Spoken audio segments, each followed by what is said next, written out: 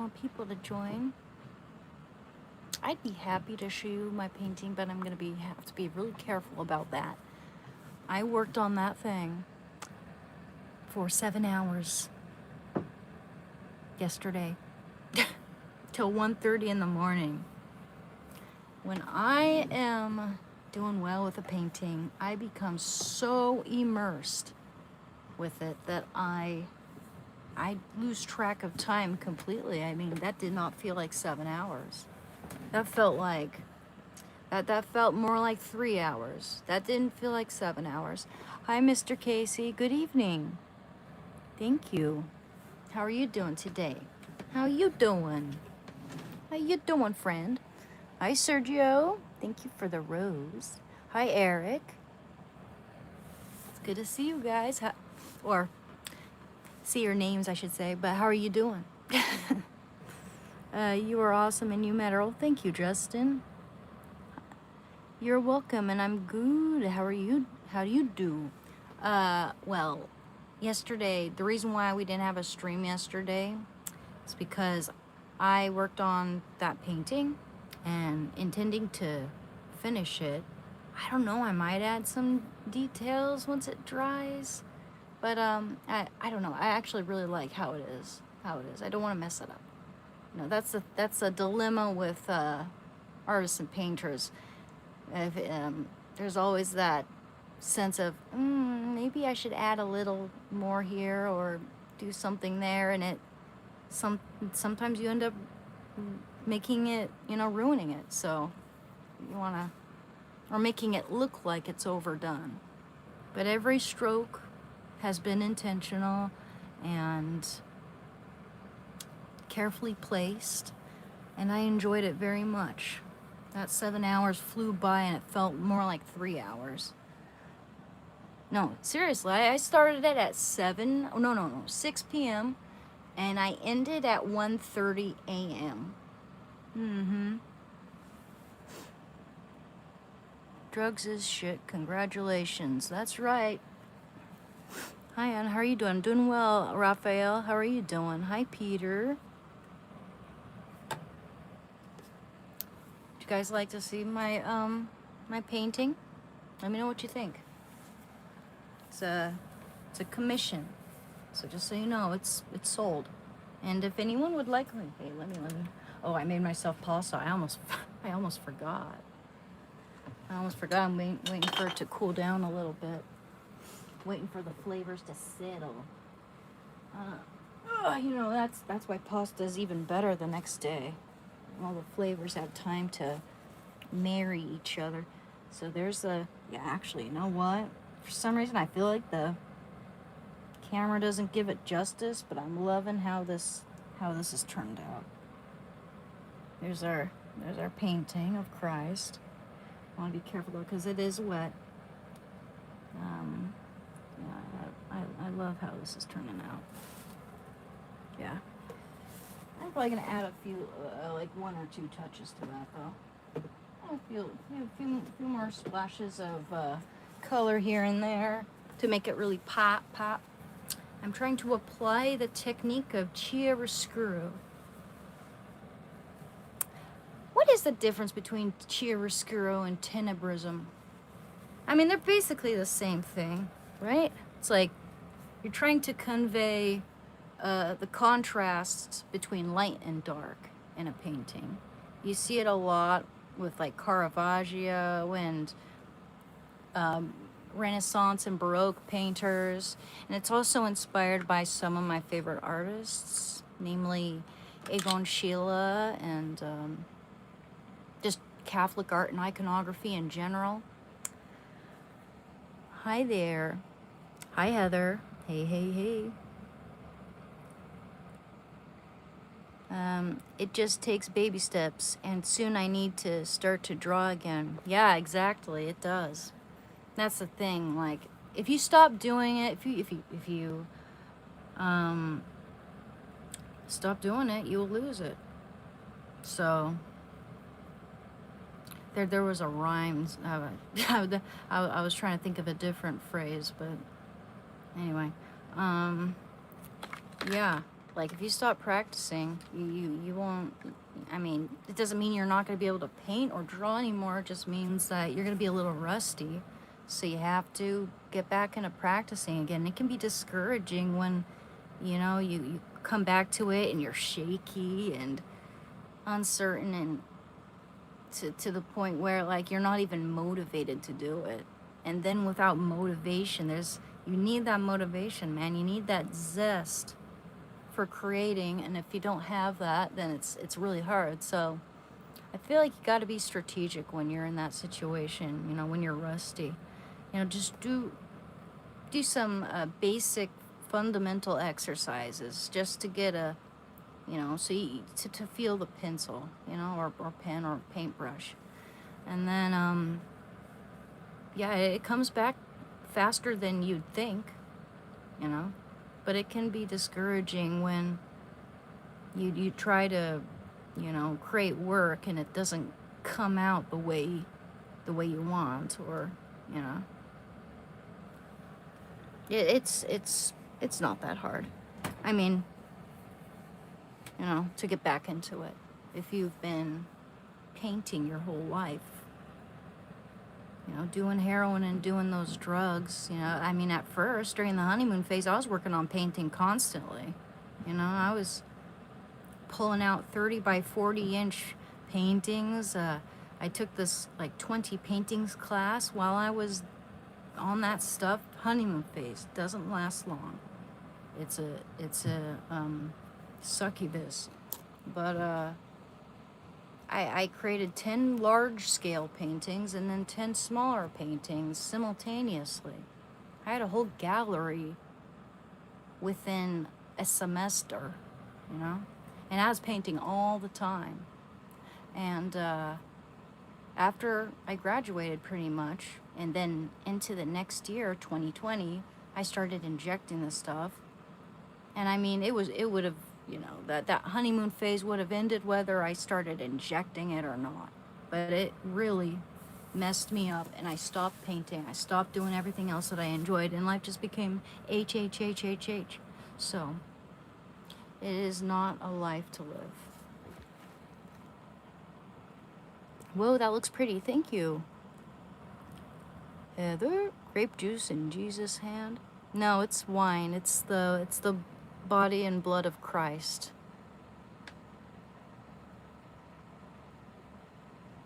What is it? Grape juice. There are Protestant churches where like they don't serve wine, but they serve grape juice.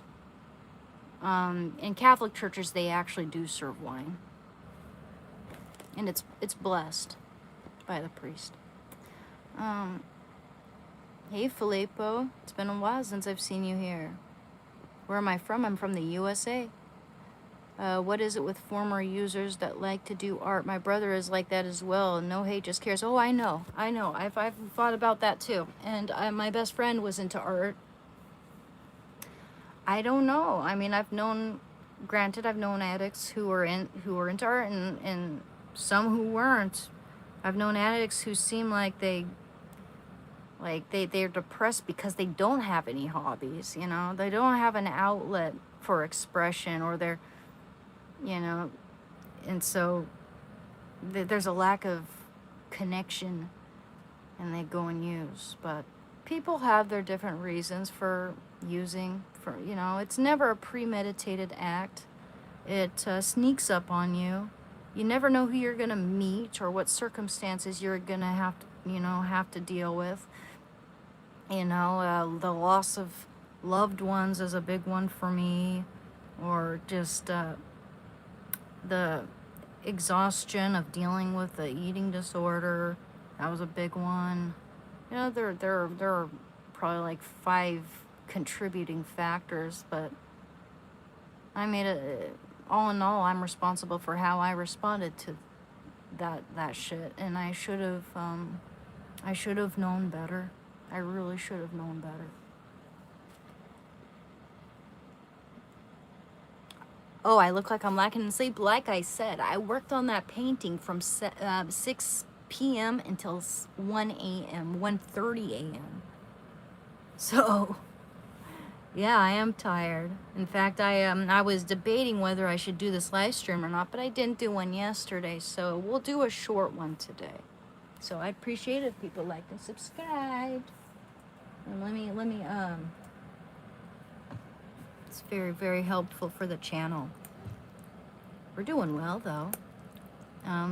Day before yesterday or a few days ago, I had, made 50 subscribers in a live stream, and I've made more or less from time to time when I'm doing these. And I only started live streaming mid-January of this year. And I looked it up. I was wondering, like, is that a good amount of subscribers to make for one session? And I looked it up, and it is well above average. So thank you guys. I really appreciate you.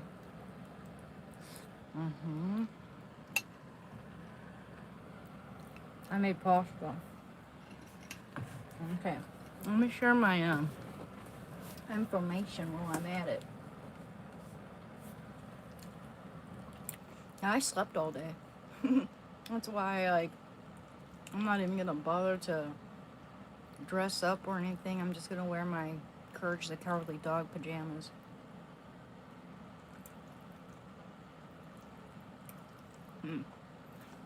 Took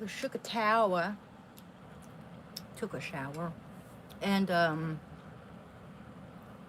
I still had eye makeup smudged on my eyes because I didn't bother to wash off my makeup or anything. I was so tired, and I needed to piss like a racehorse.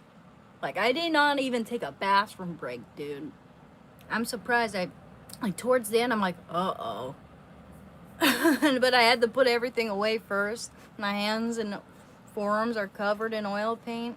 I mean, it's a good thing I have that invisible glove stuff, so it kind of washes off easily, but I feel like they've downgraded that product because it used to be, I used to get that stuff, and I feel like it used to be more effective in getting the paint off my hands.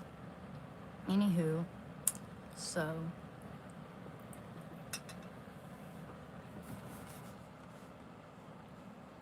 can't wait till I get to have my own studio one of these days. My own apartment, and I can just leave everything up on the easel to dry. I don't have to worry about it. If I need to go to the bathroom, I don't have to I gotta put it away, otherwise the cats are gonna wreck it all. Yeah, that's annoying. It is annoying, but it is what it is. We deal with it. I love these twisty noodles.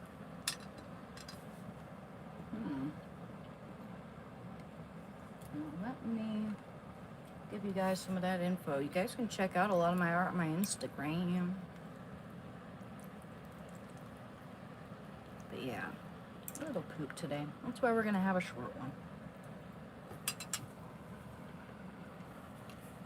Literally have nowhere to put my damn bowl. Gotta figure this out, man. I need to figure this out. I need to, I have so many books and shit. I have books, I got dolls, I got art shit, I got clothes, of course. And here's my computer station.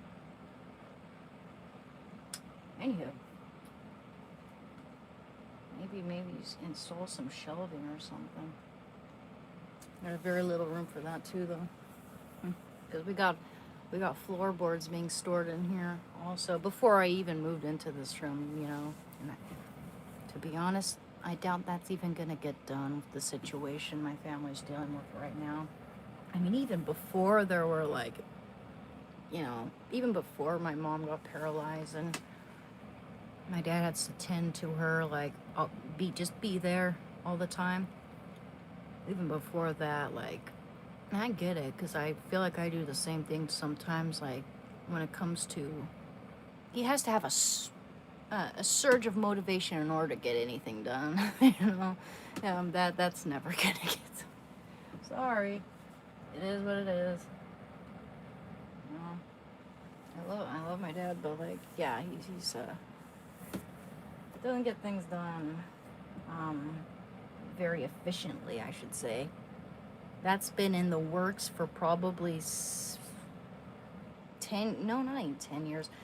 But I feel like it's been 10 years. It seems like it's been since like, maybe, yeah. Yeah. Yeah, when was the last time we had that ugly brown carpet back when I was little? Probably over 10 years. It's just, okay. But yeah, I don't know. I was able to watch TV up here for hours, you'd think you'd get that wrong. Okay, so PayPal at Ann G333. And then my Cash App is $sign Shando, named after my dog. Shando the Dog. Okay, just the same old stuff I'm sharing. Instagram is Anna.Katrina.art. And that last, Discord. My Discord is old underscore wing underscore 13473. So it's emerald like the gemstone underscore wing like the butterfly wing underscore 13473. And I'll pin that. Yeah. Whoops, what am I doing? Well, no, I didn't mean to retract that. Bitch. Oh my gosh, dude. Like, stop. Oh my gosh. This is so annoying. Why can't I edit it? It's not letting me. Oh, that is so annoying. Oh my gosh. This is. Okay, bitch. Bitch, please. Okay. Okay, I'll try to be faster now. Okay. Just trying to avoid any typos. I'm such a clumsy person sometimes. I really am. That's one of my big flaws. I'm just clumsy. Shando the Doe. Yeah, that's it. And then my Instagram is Anna.Katrina. Did I spell that right? Yeah. Let me make sure. .art. And then my Discord once again is emerald underscore wing underscore 13473. Oh my gosh. Butterfingers. 13473. Hopefully there's no typo here because I can hardly see what I'm writing. So the lettering is so small. Come on, man. Why is it being weird like this? Okay, pin. There we go. Hi. Guten Morgen, Rajiv. It is 9 o'clock over here, 9 o'clock p.m. You are gorgeous. Oh, thank you, Zach. All I really know is the extent of my own ignorance. Yeah. Well, as you get older, you just become more aware of your limitations. And that's a good thing. Because you spend less time wasting time. You know, you have a clear direction. You know? Write down the things that you're good at, the things that you know, or things that you'd like to learn that you think you could learn and take on. This is so good, guys. It's got meat. It's got some hamburger. It's got hamburger, black olives, diced tomatoes, celery, onion, and garlic, all sauteed in olive oil. Not in that order, but yeah. And it's got, yeah, there's just tomato sauce or pasta sauce, and these lovely, firm, al dente, twisty noodles.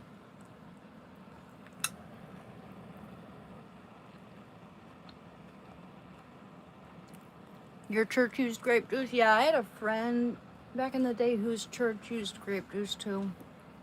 Mm-hmm. Probably so that children can drink it, you know? I don't know.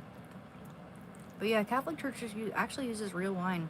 I remember my grandma, my dear grandma, my paternal grandma. I love her. Um, she never drank.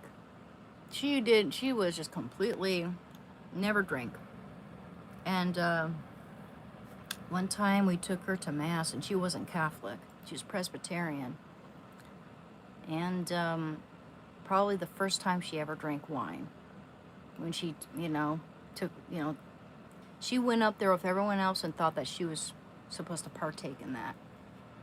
Usually, say if you've committed a mortal sin, or, how you haven't received first Holy Communion or whatever, you'd go like this once you've approached the priest, and he'll bless you rather than give you the body and blood of Christ.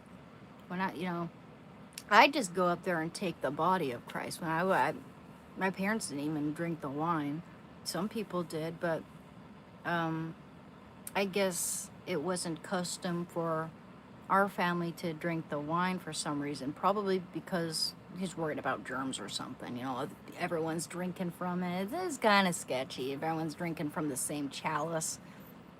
But we'd take the body, the bread from the, priest, put it on our tongue. And my grandma drank wine, some of the wine. She may have taken a bigger gulp than she was supposed to, because she was just like really tipsy, and it was hilarious. That was hilarious, man. I love her. I'm glad I made the meat chunks big too.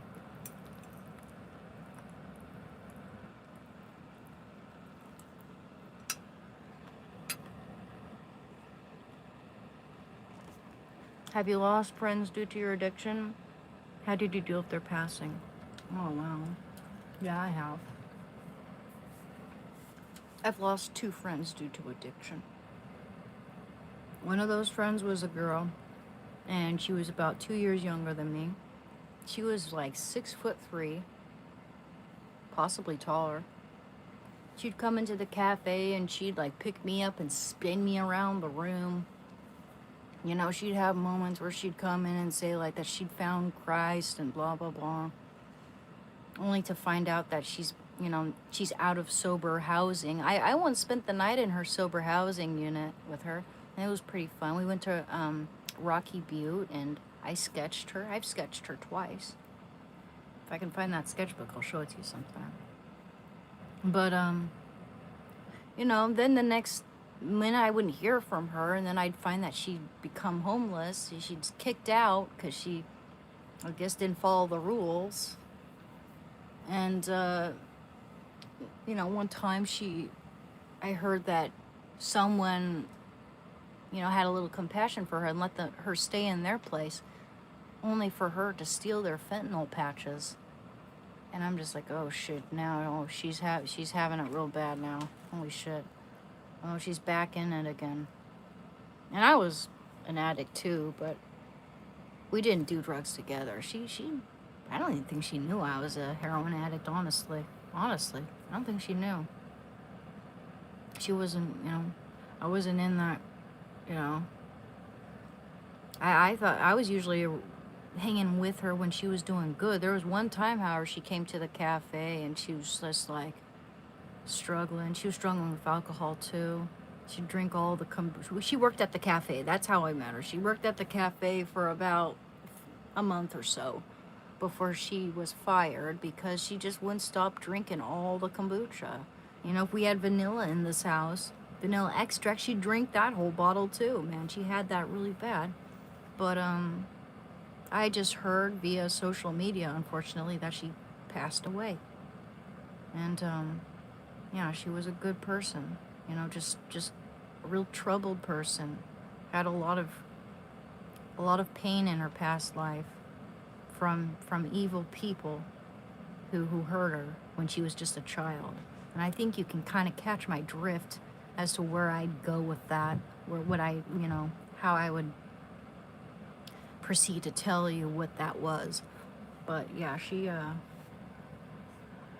was also very smart, very, very, very deep, very philosophical.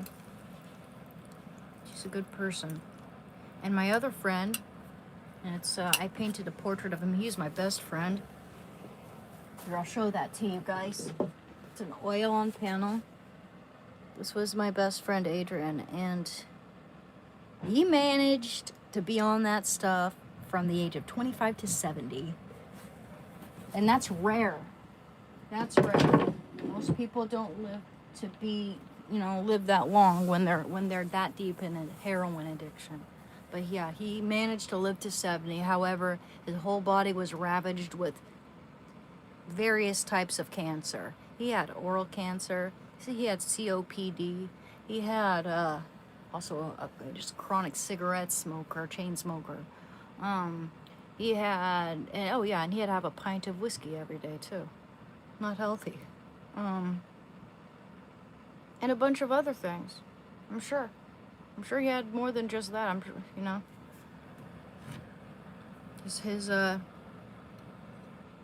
his body started to attack him. It caught up with him.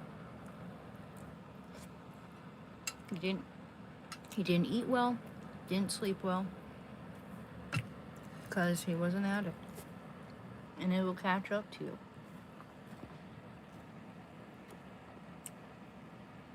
So those are the two friends that I knew. What's also really strange is that I go down to, that area to pick up my prescription where I used to meet my dealer. And whereas I used to see her here and there all the time, I don't see her anymore. I haven't seen her since the last time I picked up. It's strange. I don't even see the other junkies who were associated with her either. And I used to see them just, casually walking down the street every now and then. Just, hey, hi, bye. I don't see them anymore. I'm wondering if they got busted. No idea. Are you good enough for heaven, ever light or stolen before, ever lusted or hated anyone before? God forgives. No one's perfect. We're all sinners, okay? Everybody's done at least one of those things. Everybody's lied. Whether it be out of fear, or whatever. Like, I think the worst type of lying is when you're lying about someone, though. Lying about someone in order to try to ruin their life for whatever reason.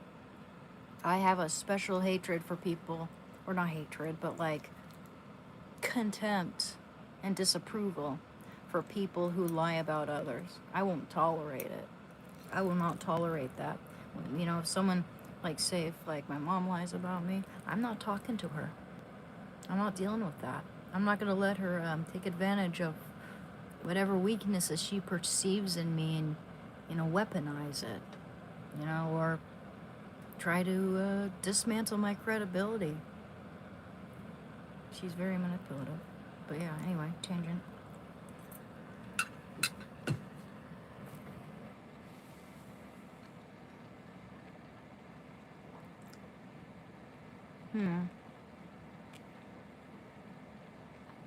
As an advice, you should sleep enough to get your shiny eyes back. Oh, thank you. Oh, I mean, for saying that my eyes can be shiny. But, yeah, the thing is, I painted for 7 hours the other night. And I slept all day today.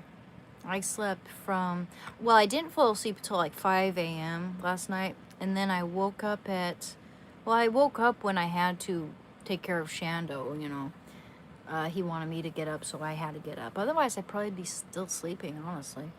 But, he's tired, too. He's tired. Look at him. Look at him. He's tired because... Yeah, he's sleeping because he went to bed around the same time that I did.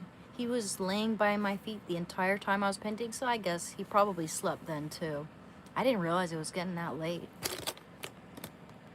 But yeah, I think we'll have a pretty short live stream.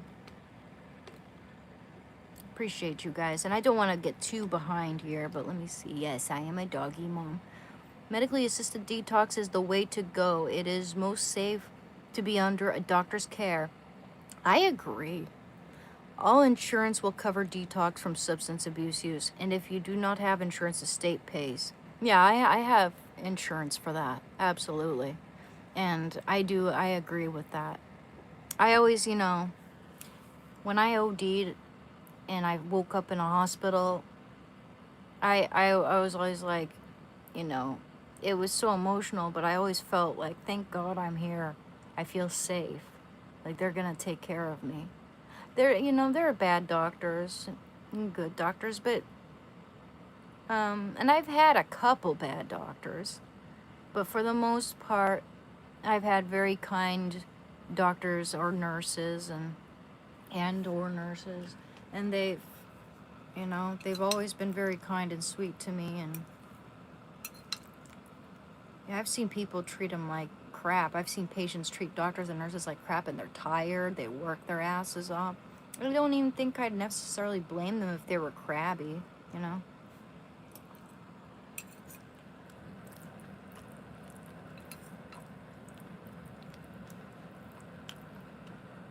It's not cool, though, when some doctors poo-poo you or tell you you're wrong when you got a concern without really, sometimes they think that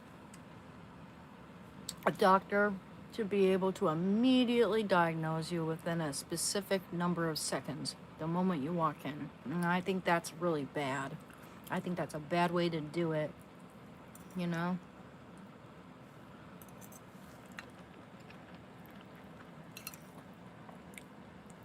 Like, I heard of this person who got bitten by a wild animal, or not bitten, but scratched. And, she said that she got, she wanted to get a rabies shot, and the doctor or whoever said that you can't get rabies from a scratch. And that's bullshit, because animals lick their paws, and it's happened before, twice that I know of, according to my research. Yeah. In fact, someone contracted rabies from a donated kidney.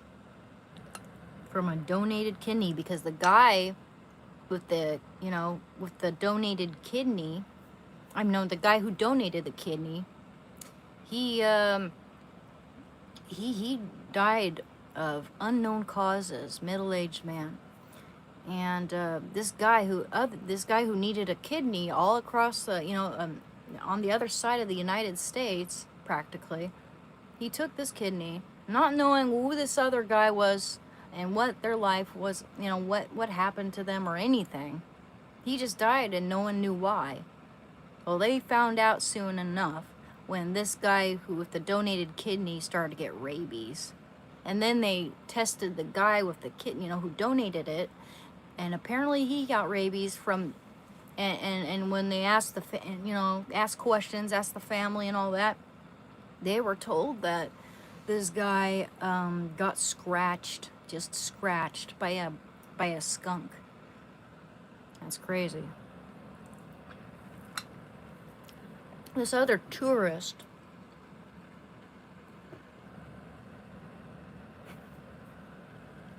this woman who was vacationing in Morocco, she got scratched by a little golden retriever puppy. She goes home and then doesn't feel anything, of course, until like a month later or so, maybe more than that. She started to get rabies symptoms, and once you start to show symptoms, once you're afraid of drinking water, you're gone. You're absolutely gonzo. Just a scratch from a cute little golden retriever in Morocco. Stray dog, though. You never want to pet stray dogs, or cats for that matter, or any wild animal. Even if it doesn't look like a wild animal, if it's on the street, doesn't have a collar, hell, man. Even if it has a collar, it could have been bitten by a rabid animal, Call someone who can help. Take that animal to a vet or something,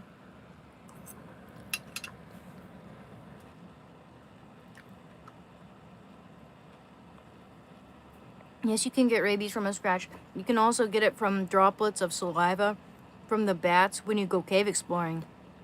Spelunkers have gotten play rabies this way. That's scary as fuck. I saw one bat in a cave when I was 14. Glad I didn't touch it. I don't think I would have, but I'm not that curious.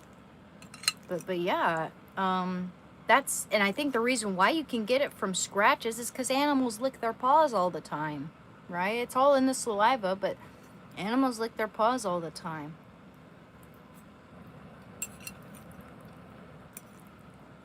Infection.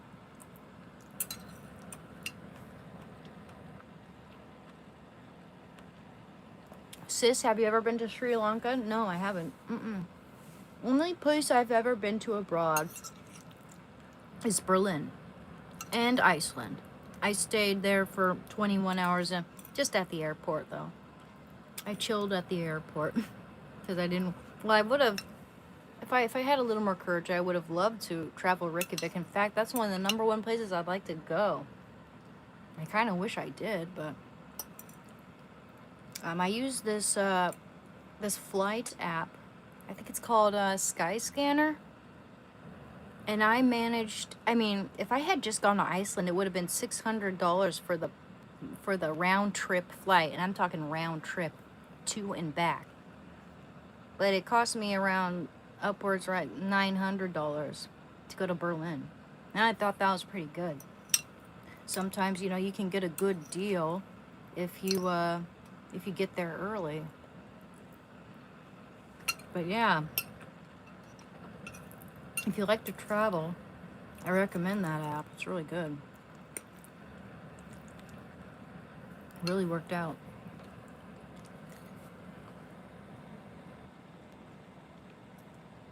The Chinese men's, they racing golden retrievers with little carts. Okay, I never heard little wagons. I never heard of that, but that sounds like it would be up my alley.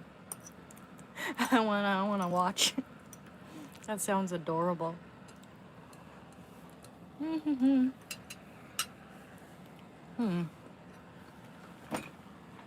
Maybe I should have gotten a spoon.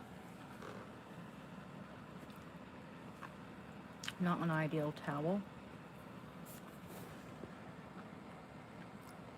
Thank you, Astrophi. Thank you very much for the donation, man. Hello. Hope your day is going well, and God bless. Hey, back at you, man. God bless you too. Thank you.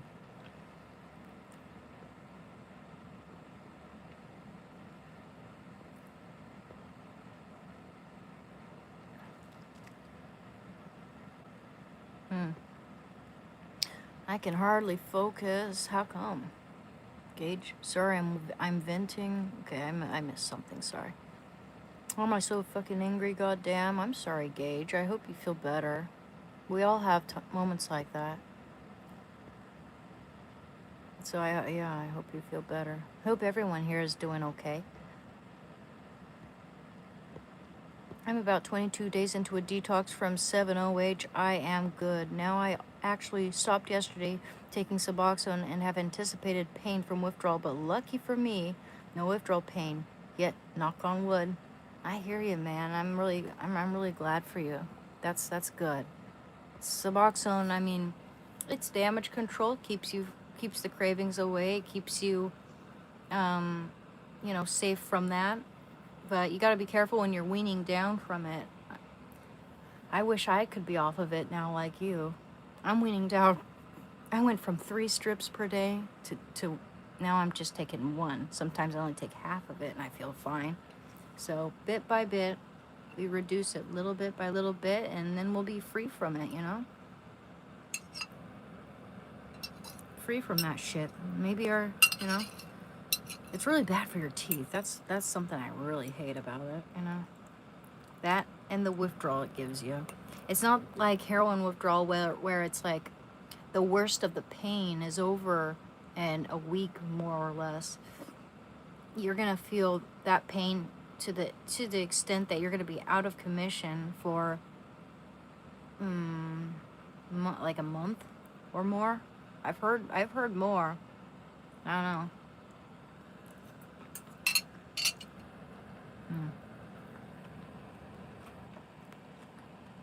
Where am I from? I'm from the USA.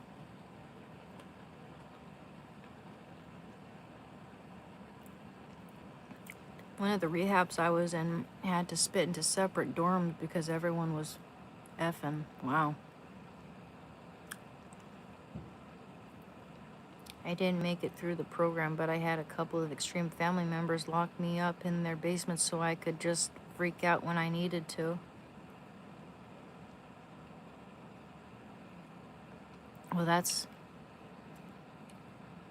I hope they were nice to you, but yeah, that doesn't sound like a bad idea actually. That would have been good for me cuz when I was trying to get off alcohol and heroin and I was going through withdrawal with both, not like combined, you know, I wasn't dealing with them at the same time. It was like when I tried to substitute the heroin for the with alcohol, I drank like a fifth per day for like and then like that lasted way longer than it should have. Probably like 3 years or so. Yeah, I was really messed up. Maybe it was more like 2 years. I'd have to look back, but yeah, that definitely nearly killed me. And there were nights where, and I don't remember because I was blackout, but I'd be told by, you know, someone around here, like my dad or whatever, that I was screaming, just wailing. That's just, to me, that sounds like, I talked about that with my counselor, and she said that it sounded like alcohol-induced psychosis. So, you know, I wish people would have been more understanding, you know, just not so shame, you know. That's, I mean, I think shame's good. It creates shame, it creates change. I mean, it's good when one can have humility. But I don't like it when people, you know, try to rub shit in other people's faces for making mistakes, like constantly bringing it up, like you never hear the end of it. You know, they always have to bring it up, and not for, you know, not out of concern so much, but more to, you know, well, yeah, rub it in your face and make you feel bad. You know, it's all to make you feel bad, you know, some people.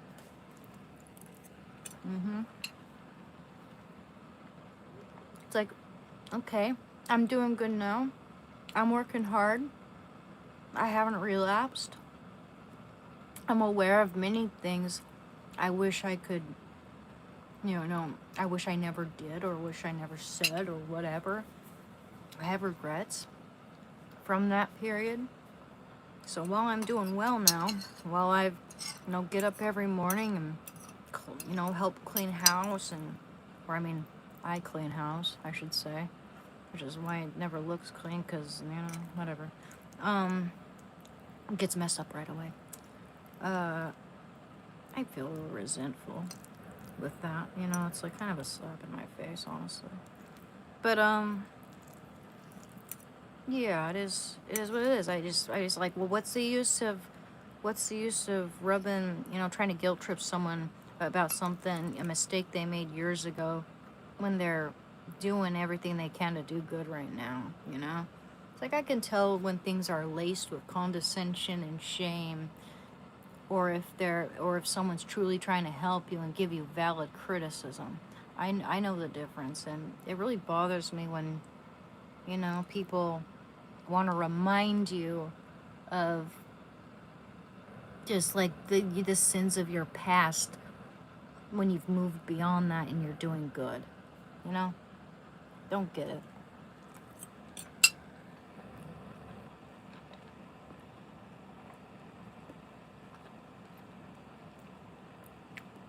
Hey guys, sorry I'm a little behind here. We can be heroes. That's right. Your mental health doesn't look the best. How are you? I'm doing good. I'm just tired because, guys, I painted for 7 hours last night. I painted from 6 p.m. until 1:30, so I'm tired. That's why. And I'm like, you know, I'll do a live stream today. I didn't do one yesterday because I was painting all day, but I'm like, you know what? I think I'll do a live stream today, but I'll make it really short. I'll make it really short. We're gonna do it until like maybe 10, if even. Okay. Well, we'll see. Having some delicious pasta. Also, like, I'm answering some pretty heavy questions.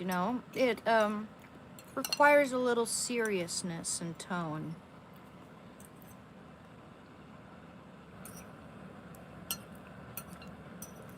This is damn good, though.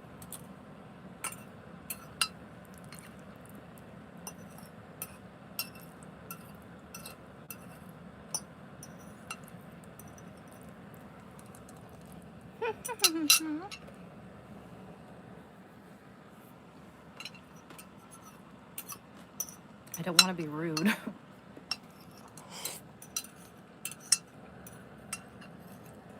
Mmm.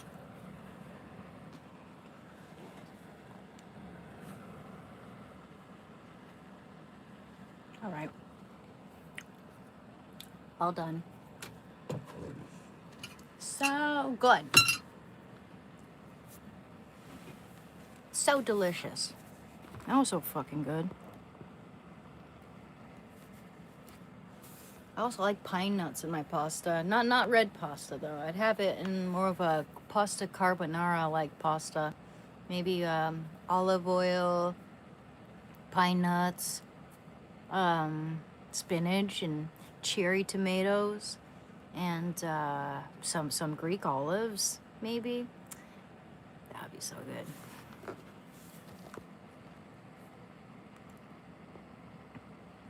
Nothing's bothering me. I'm just tired. What do you mean surface level? I'm a little burnt out, and I've got a little baggage on my shoulders. There's stuff I gotta do. I've got obligations which I'm procrastinating on. I've been having trouble trying to get certain things to work out. But it's fine. It is what it is. I'm doing whatever I can right now to make the situation better. And I really was so grateful for the 50 subscribers I made the other day. I'm like, okay, maybe my channel isn't plummeting after all. Maybe this is really helping people out. And actually it is, because I get feedback.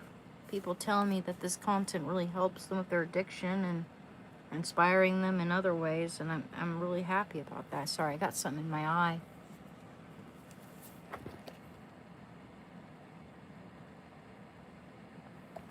How much money do I need currently? I'm not begging for any money, guys. I'm just saying that I would like to have a consistent income. I would like to be stable and be able to, one of these days have my own place. Not worry about whether or not I'm going to be able to afford Shando's vet visits, that kind of thing, I would, yeah. But that's why I sell paintings, and I work hard, and I walk the neighbor's dog. And I haven't walked the neighbor's dog in a little while since the last time, which was a little while ago. But I'm looking for a job. I'm still looking for a job, like doggy daycare, anything where I can take Shanda with me. Otherwise, I probably wouldn't even be live streaming now. I would have a job by now, and I'd be occupied with that totally. I worked in the food industry for 10 years, That cafe where I used to work, Anna Bananas, it was called Anna Bananas, by the way. Oldest cafe standing until they ripped it down, and I got to take Shando there with me. Shando he's attached to my hip. He goes everywhere I go. He has to be on a special diet, there's just no way. And I've had terrible things happen. I've been stalked. I've been threatened. I feel safer with this dog. Especially since I'm someone who leans conservative in a place where people are always, there were a few people at that cafe who threatened me because they're woke Democrats, and I'm not saying that all Democrats are like that or that they're all bad, and there's some bad, conservatives out there, and I'm not like, like far this or far that. I have my own opinions and views, okay? But yeah, I feel safer with Shando, just in general. Now, if someone has a gun, then I'm pretty much screwed. Yeah, Shando will kick their ass. Excuse me. Work isn't the answer, girl. You're exactly where you're supposed to be. I'm living with my parents right now, man. I would love to meet the love of my life, and I wouldn't even mind being a homebody and, doing, taking care of the kids and cleaning. In fact, I would love to be a trad mom, trad wife, or whatever they call it. But, and I'd be painting. I'd be selling my paintings. I'd be doing this. I'd have maybe even I have a podcast where we talk about recovery and stuff. I'd be working too, but it'd be from home. And I would fucking hate, man. That would be the cat's meow if I were with a soulmate that I really, that I have chemistry with. And that's what I'm looking for. I'm not settling for anyone less because I know when I'm in love. I know when I'm in love. I pursue them. Like, I feel I gravitate towards them, and that's what chemistry is. And I used to think that didn't exist really, but it does. And I'm not selling for anything less than that because I'm worried it won't last, or it's good to be kindred spirits in a way, partners, soulmates. They got to be a dog person too, that sort of thing.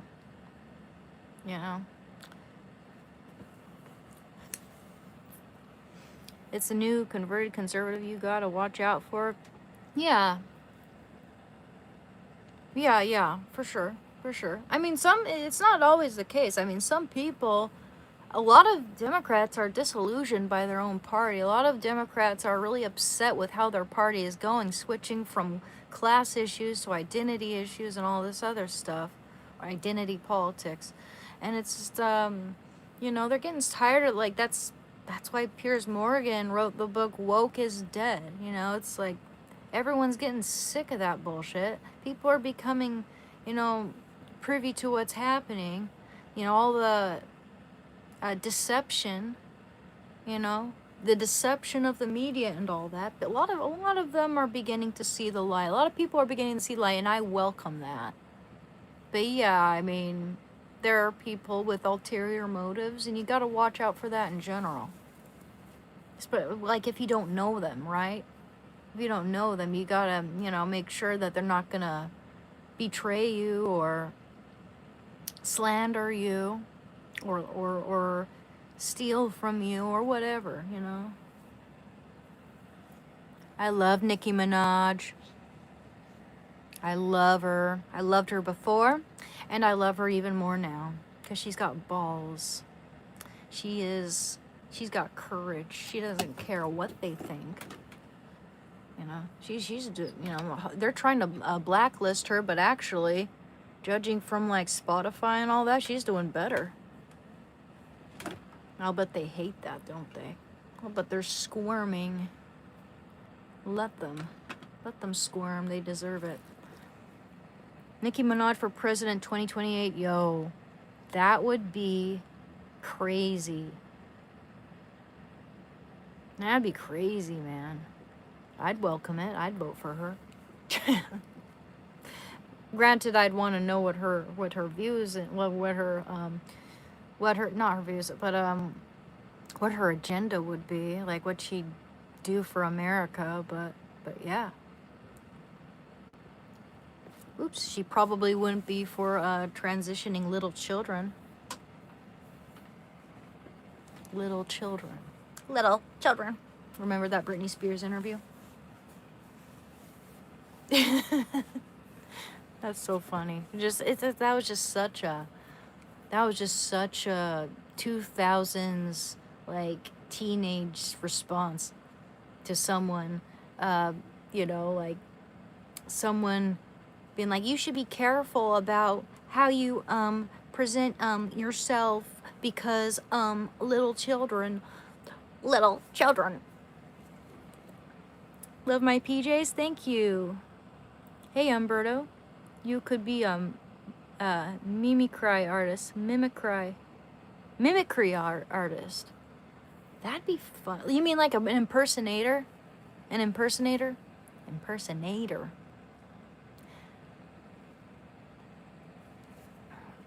I would love to be a voice actor or an impersonator, man. That'd be so much fun.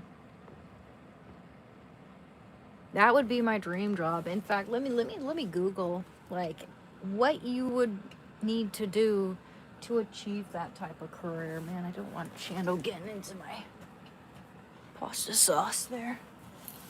Onions and garlic aren't good for dogs. I don't think tomatoes are good for them either. Someone's also told me that it's like the leaves of the tomato or any what do you call that type of fruit? It's like a nightshade. Not good for dogs.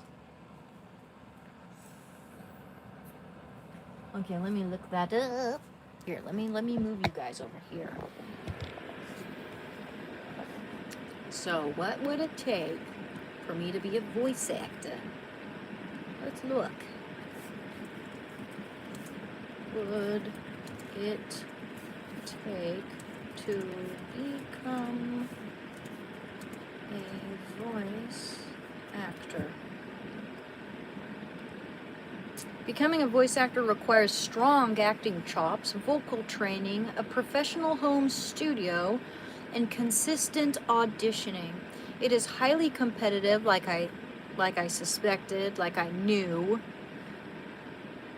It is highly competitive. Success depends less on a naturally good voice and more on your ability to interpret scripts, emote, and handle rejection. No, I've handled rejection so much I can handle that. It is a little discouraging though. Sometimes I'll be a little depressed for a few days, but then I get up. And that's the thing, like, I feel like these days it's even harder because a lot of, like, say, cartoons or, you know, movies or whatever, where you have to do voice acting, they choose celebrities that are well known, like, you know, household names or whatever, because people immediately recognize that name and they gravitate towards the film because that person happens to be speaking the character or whatever, like, you know, Selena Gomez in like Hotel Transylvania or whatever. You know, it's like, I don't know, she's not even that good, but like that's a thing. They choose or like Over the Hedge having people like Avril Lavigne, and you know, it's they try to make it trendy, right? So it would be, I'd have to be exceptionally good. I'd have to be working really hard, going to auditions, which I wouldn't mind doing. First impression I'd show them would be my Smeagol impression, for sure, because I can do Smeagol pretty good. Yeah, you know, I agree with a lot of libertarian views, for sure.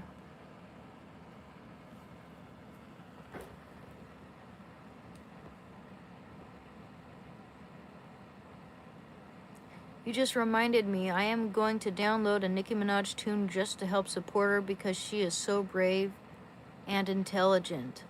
That's awesome, Freddie. Nice. I should do that too.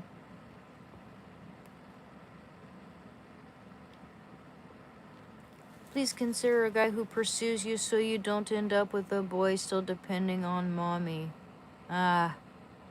You are worth being pursued and respected as one of a kind treasure. Oh, thank you. Thank you, Hearing Love. Yeah, I'm pretty careful. Yeah, it's, you know, I should just, you know, live my life, you know, I'll you know, so that I'm content and happy with myself and past all, you know, completely past the addiction, meaning I'd like to be off Suboxone too, you know, when I meet someone. I don't know if that's like entirely necessary, but I'd like to not have to, you know, have that burden of having to be on those prescribed meds before I, take on a relationship with someone. And I don't know, it's just, I don't, I, I feel like it's gonna, the best case scenario is just happenstance. It'll happen when I'm more contented in my life and doing things I love, and they'll love me for the fact that that they'll love me for my talents and hobbies and character rather than just looks or whatever. And we all know looks don't last. You want someone who's gonna love you even if you gain 100 pounds, right?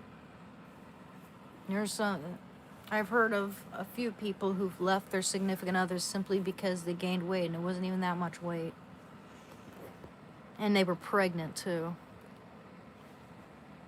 So I gotta be careful about that. But yeah, I know there's good people out there, and I'll just pray. I'll hope and pray and apply myself, be productive, go out there, maybe join a group or something. I'm not sure how it's gonna work out because I'm very introverted and a creature of habit, like many of us are, if not all of us.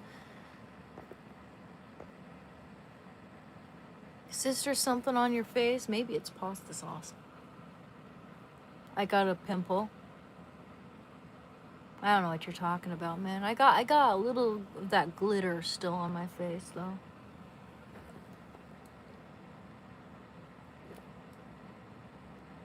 I sound just like you, Johnny.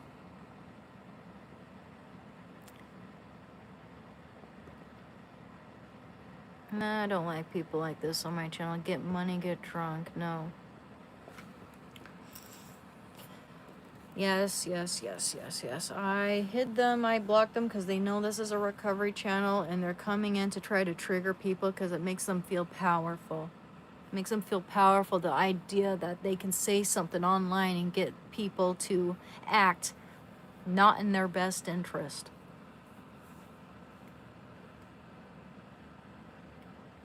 Good evening, Liray Bojangles. Bojangles.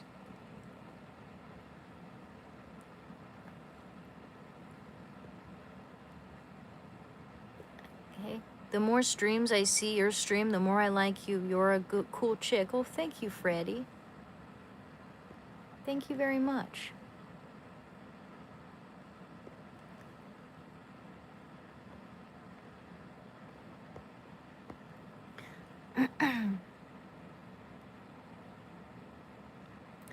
My mom says it's okay to talk to lesbians because they take good care of their cats and have a can-do attitude. Hey, man, you're not wrong.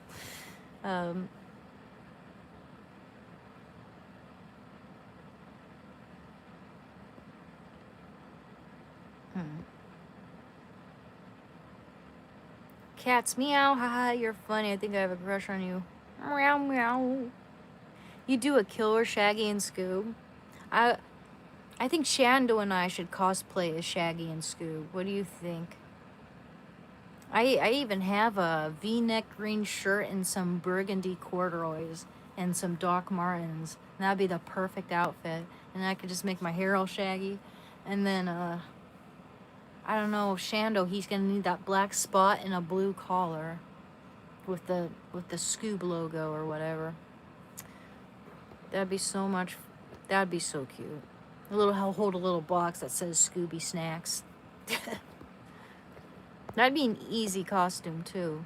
And Shando's part of it. Shando's part of the costume.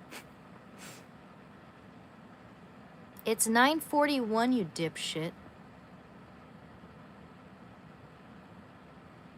What are you talking about, Trevor? I'm wearing my Courage the Cowardly Dog pajamas because it's like almost 10. I can do whatever the fuck I want.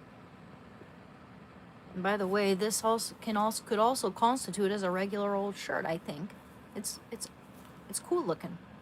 And it's made of bamboo. It regulates, has a regulating temperature. Good night, everyone. Be well. God bless you all. Hey, God bless you too, Cole.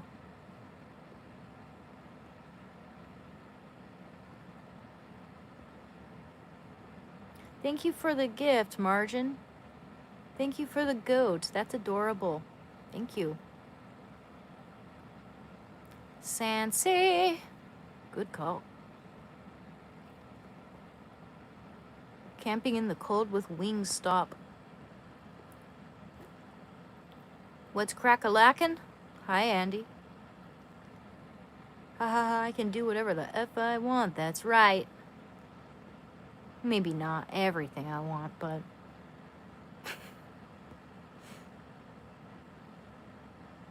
Do you think you could ever relapse?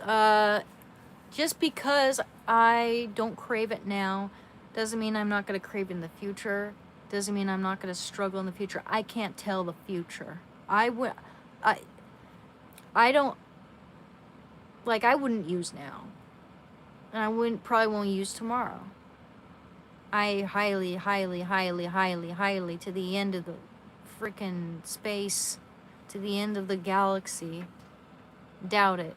But, you just know, you can't predict what's gonna happen years from now or months from now or whatever. Even like if one of my family members passes away, who I'm very close to, that's gonna affect me. And my best friend's death made me relapse. So I gotta be careful. I gotta be strategic. I have to know what to do in that situation now.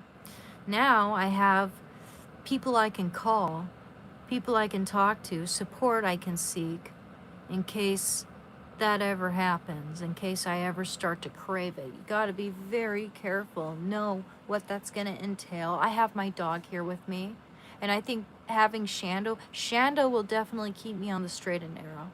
There's no way in hell that I'm gonna go relapse when I have this dog I need to take care of and love with all my heart. There's just no way. So I don't think I will. To answer your question, I do not think I will, but I'm not going to let my guard down. I'm not going to say that I can tell the future when I can't. I'm just going to say that I'm stronger now and I'm better equipped with handling cravings and stuff like that when it arises. You know, I've had quite a few people close to me pass away, drugs or not. Like, some of them were drug related, some weren't drug related. Like my grandma, you know, she never, she was, oh gosh, she was milk toast, straight as an arrow.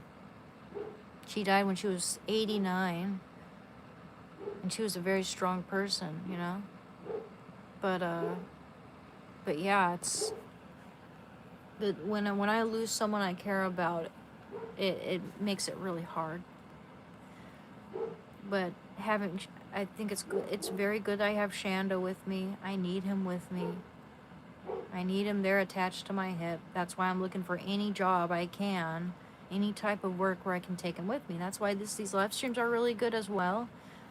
Also, you know, I watched recovery content when I was early in my recovery, and I'd read the comments, and people would say, we need more content like this. I need content like this, because it's very helpful for, you know, it inspires me to recover. Thank you for the cute wolf. Karaoke wolf. Thank you, Johnny. Yeah.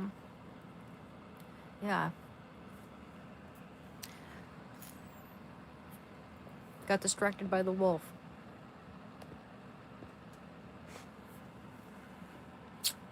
But yeah, I just thought to myself, hey, you know what, we need more of this. They say we need, everyone's saying we need more recovery content. Well, I'll give them some, because I can, because I have experience, because I made it through it. I made it out of it alive.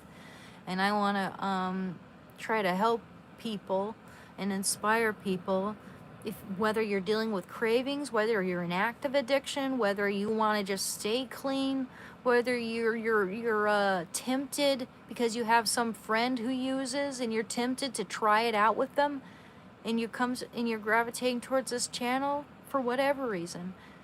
You know, I think it's good. I think it's very good. And also, I'm selling paintings. And I haven't been doing it that long. That's the thing. If I keep doing this and I'm consistent with it, then I'll bet I'll make a pretty steady income at some point. Maybe I doubt I'll ever be as big as Asmongold, but he really inspires me, you know. You have permanent cravings. If you have permanent cravings, man, that's very precarious. I mean, God, I don't know how I deal with that because I don't have any cravings at all right now. I'd suggest, I don't know what environment you live in. If the environment you happen to live in is perpetuating those cravings, if it's making you worse, your environment, then I'd suggest, you know, finding a different place to be. If that's not the issue, or, you know, only part of the issue, if you have, you know, acquaintances and friends who use, I would distance myself from them too. You know, I'd put myself in a place of out of sight, out of mind, and then I'd get a counselor. I'm just telling you what I do, which I think would help, may help you, depending on the whole situation too. But you know, getting a counselor or a therapist, you know, a good drug counselor. You know, my counselor is really good, and he'd tell me, you know, if you're ever having cravings, whether it's 3 a.m. in the morning, I don't care, you call me. You want to find someone like that, you know? Withdrawals are terrifying. They are. That's a big hurdle you have to get over with addiction, you know. At least with heroin addiction, the pain, the most painful part of the leg cramps and the bone aches and restless leg, shitting out both ends, sweating through layers and layers of sheets. That doesn't last too. It seems to last forever because it's just not. You don't get any relief for a week. It just keeps going on and on and on and on continuously. But you know when it's gonna end. And after that week is over, you have to deal with the cravings and the depression, and that'll last for like a month. That's why, like, usually, I mean, the 2 times I relapsed was after a month of getting clean. It was like at that 1 month point, I would relapse, you know? Because the cravings are terrible. You know, the anxiety is terrible. The drug dreams are dangerous. I'd suggest smoking weed, actually. I think smoking weed is a good thing when you're trying to overcome something like heroin, because it prevents drug dreams. And it gives you it gets rid of some of that anxiety too, and kind of settles you down. You know, it also might make you a little more introspective and think, hey, you know, maybe that's not such a good thing anyway. Maybe I'm fine with this, and maybe I can wait it out, live with my feelings, get some sleep, get some nutrition, and, you know, work on all the other things I need to work on, invest in my health, you know, and then your brain chemistry is gonna rejuvenate and change for the better. You know, the brain is malleable. Dopamine receptors revert back to normal. You've got to wait it out. You have to be patient with yourself, and you have to fucking hold on, because it will pass. You know, but don't let your guard down, because you never know what's going to happen. Whether somebody you knew happens to come up, you know, someone associated with that life comes up to you and starts talking to you and stuff, you know, you got to be careful and try to stay away from those people. Hey, I just wanted to tell you that Jesus Christ loves you and he died for you. Thank you. Absolutely. I agree, Emily. I just painted a portrait of Christ, actually. It's a commission. I'll run a bath. Keep talking. Okay. I don't know why you're telling me that. Stay strong, Anne. Thank you, Joseph. Thank you. Hey, Emily, I don't think you've seen it. Let me show you this painting of Christ that I've been working on. I worked on it last night for 7 hours. Okay? When I'm doing well with a painting, I become so immersed in it that I'll work on it all day long. I could work like that John Steinbeck watercolor. I worked on that from 8 a.m. to 8 p.m. This one I worked on from 6 p.m. to 1:30 a.m. And it's a portrait of Christ.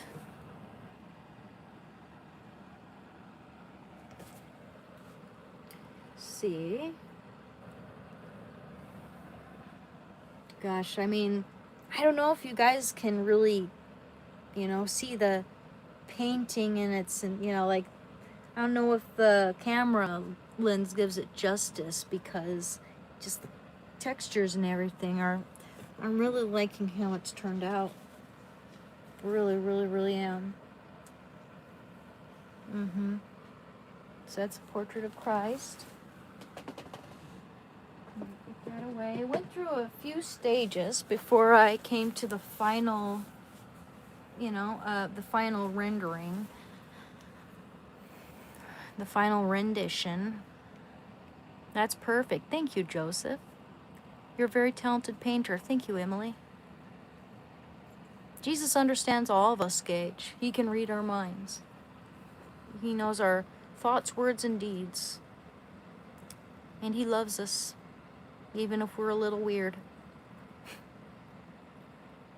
You have talent, Anne. Thank you, Joseph. Oh, you're most welcome, Gage. I love that so much. Thank you, Emily. Controlling your attention is gold. Absolutely. Absolutely. You gotta try to, I mean, I found meditation was really helpful early in my recovery. Just sort of harnessing my energy to focus it on better outlets, better things, such as my painting, getting back into my painting, taking care of my dog, doing chores and helping the family, even when it just gets messed up right away. It's annoying as fuck, but it is what it is. Yeah, reading's helpful. Journaling is very helpful. Journaling, yoga, and meditation. You know, keeping a document of your progress is very helpful because you can look back and see where you were then as opposed to now, you know, and that's like that can blow you away, man, because it, like, the change that can occur in your mind and in your thought patterns, it, you know, is just, it's astonishing sometimes, the difference between 3 years. I highly recommend a journal.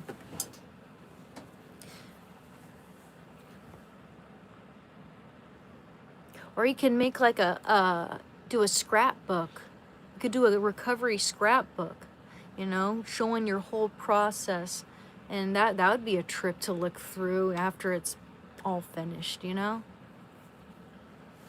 You know, you just make collages and drawings or paintings and that, little poems, anything creative you can put in a scrapbook, which I think is really cool. You know, you can be very creative. You just look on Pinterest. You can find a lot of cool scrapbooking ideas.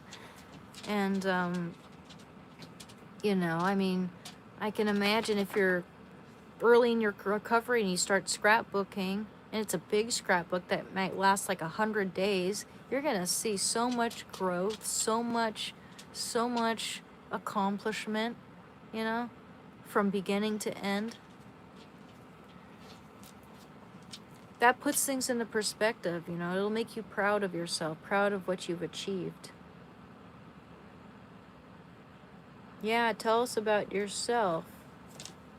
I have a dog, and I paint, and I like to live stream with y'all, and I like to play video games, and I was homeschooled. I had 8 siblings, but I'm not Mormon. I was raised Catholic, became agnostic for 10 years, then became Catholic again. I like to cook. I like cream of wheat. And I love video games. Did I ever say that? And I like John Steinbeck.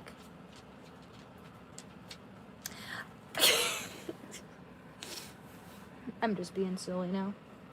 Uh-oh, Shando's about to jump on my bathrobe. Ooh, it's almost 10 already, guys. Please like and subscribe, guys, because I'm going to end it pretty soon. I'm going to end the live stream pretty soon because I want to get a better start on my live stream tomorrow. Can I paint Joan of Arc? I would love to. Isn't my information pinned in the live stream? Because for some reason I'm not seeing it there.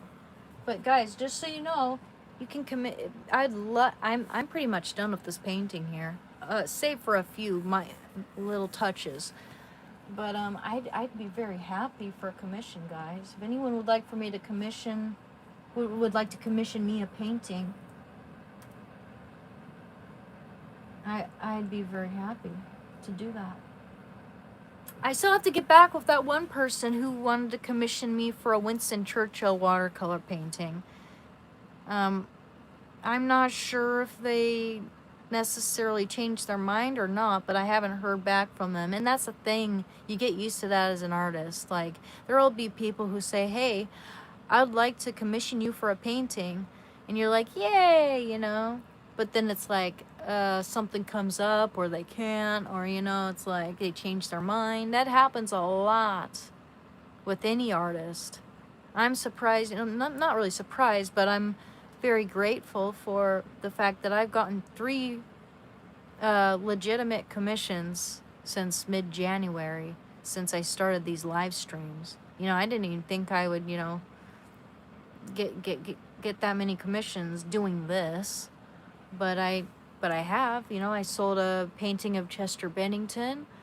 I sold a secret commission, and now I'm working on this painting of Christ, which is almost done, which has taken a lot longer because it is an oil painting. Gotta wait between sessions for it to dry and all that jazz. And I love your work. Thank you, Joseph. Alaska's a beautiful place. Very impressive. Thank you. Can I see some of your work? Yeah. Yeah, I don't know if you saw it before, but I'm working on a painting of Christ. I'm not going to pick it up again, though, because it's wet, and I got to be careful with that. But here's a painting of my best friend, Adrian, who passed away. He was a good person and very good at art himself.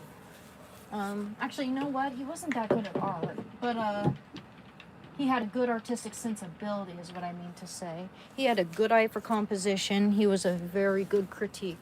And also, he was a good writer. He was a really good writer. He was good at copywriting, proofreading. He was good with, and that's why he was so good with graphic design. You know, his eye for composition and all that.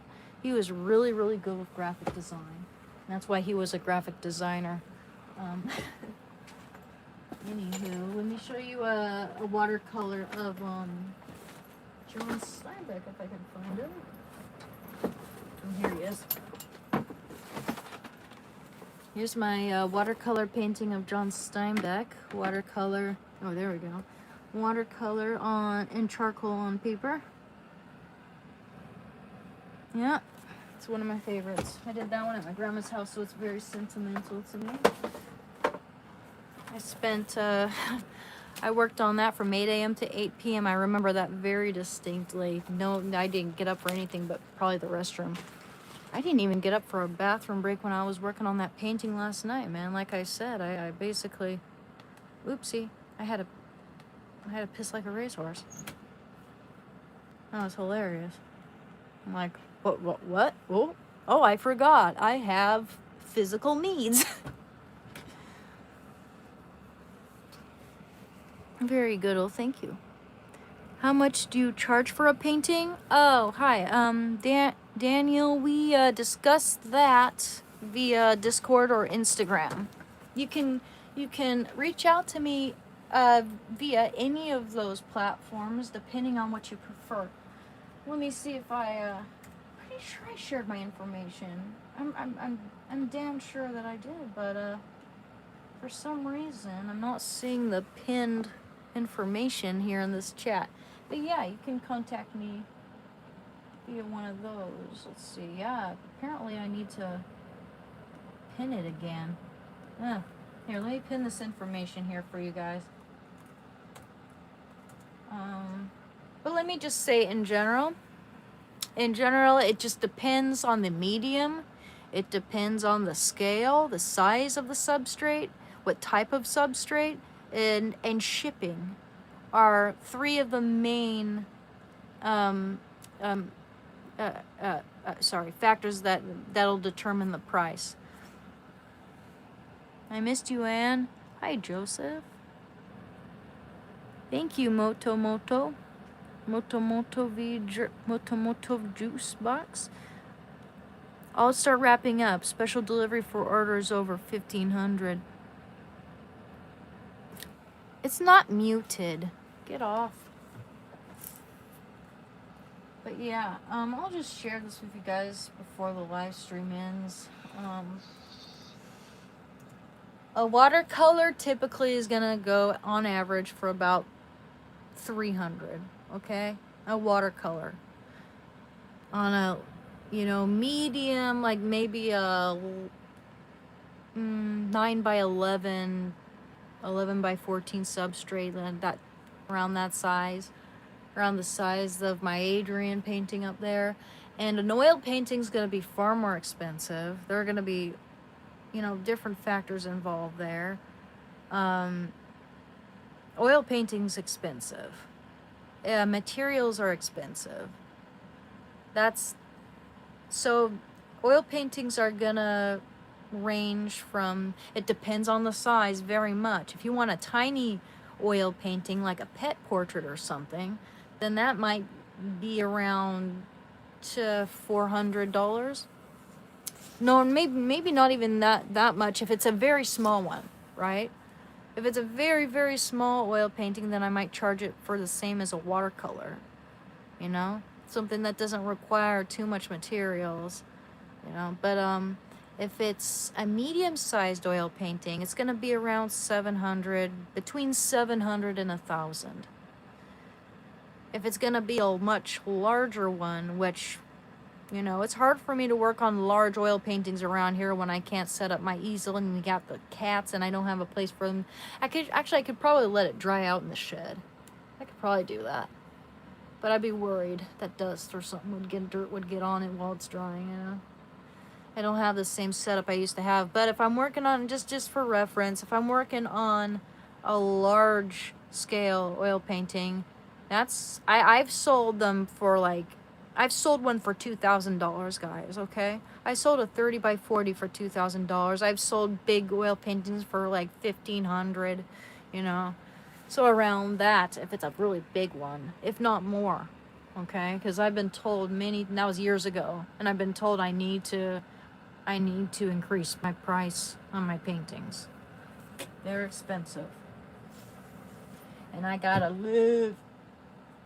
Okay, so let me just share this info. So yeah, there's a broad range, and there's different, little pieces, to determine how much it's gonna be.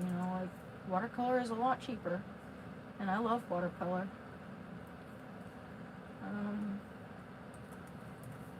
If you want a tiny little oil portrait of your dog, or watercolor portraits of pets are good too. It depends. We can discuss business via Instagram or Discord if you like. So let me share this info here. I don't know why it went away. Maybe it's because I didn't pin it. I know I did though. It's weird. And then my Instagram. You can check out a lot of my artwork on my Instagram.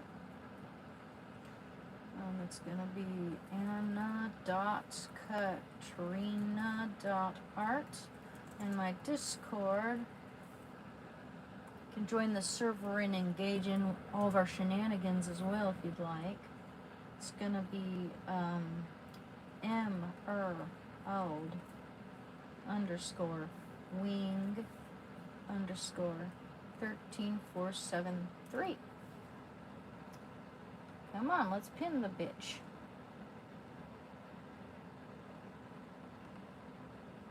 Did I pin it? Or is it just not working? What the hell?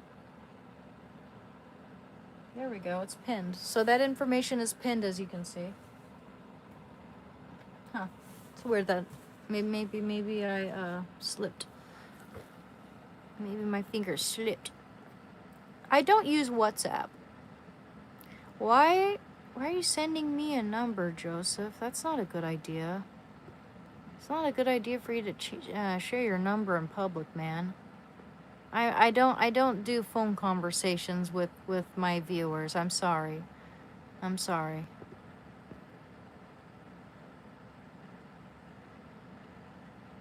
Cash App is good.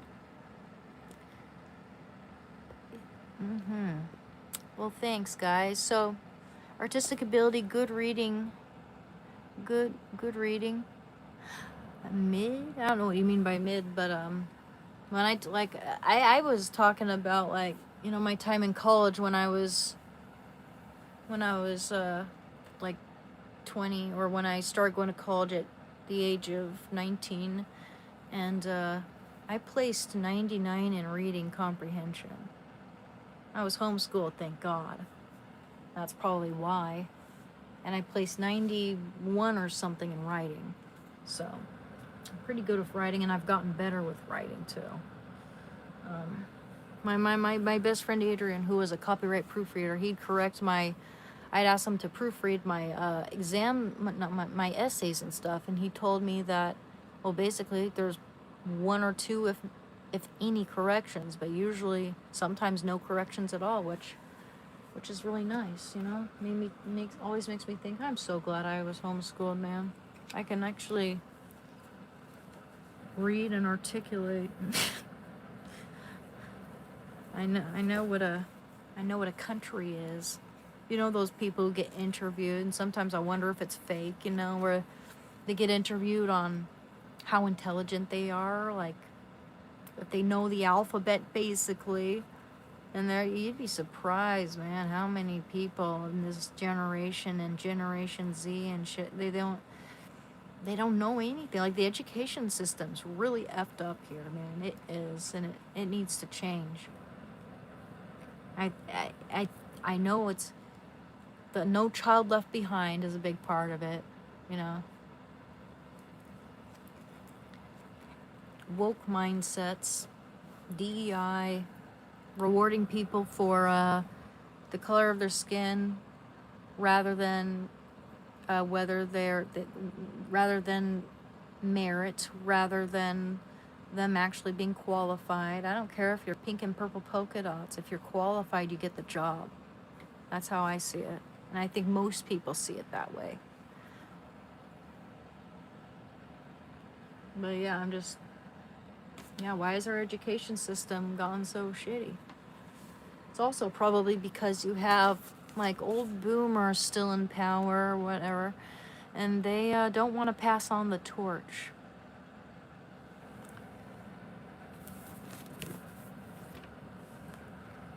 You know, used to be that the older generations would try to build a future for the youth, for the next generations. Now it seems like mine, mine, mine, mine, mine. You can't have it, right?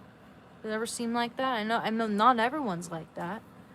You know, some people, you know, have their best interests, have our best interests in mind, but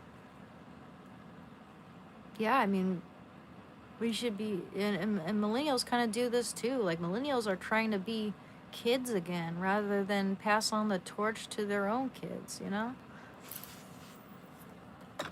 I'd love to have kids someday, one of these days.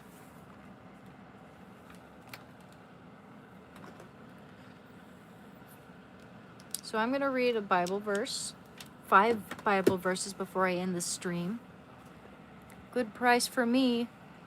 Well, let me know what you think, Joseph. Oh my goodness, I would love a commission. You know, it keeps me busy. I love painting. It feels like, you know, I'm actually employed. You know, it is a job. So I'd really enjoy that. Thank you. Just, yeah, hit me up on Discord or Instagram. Let me know what you'd like for me to paint and what medium and everything. We can discuss a reasonable price for that. What's my given name? Anne. My name is Anne. Well, I appreciate that very much, Joseph. Yeah, Just so you know, my Discord and Instagram are pinned here. So yeah, maybe after this live stream we can discuss. You could hit me up, let me know. I'll be waiting for a message from you. And I'll be looking forward to it. Alexander the Great proves that people are scum and only try to find ways to exercise their power to be through violence, wealth, or sex.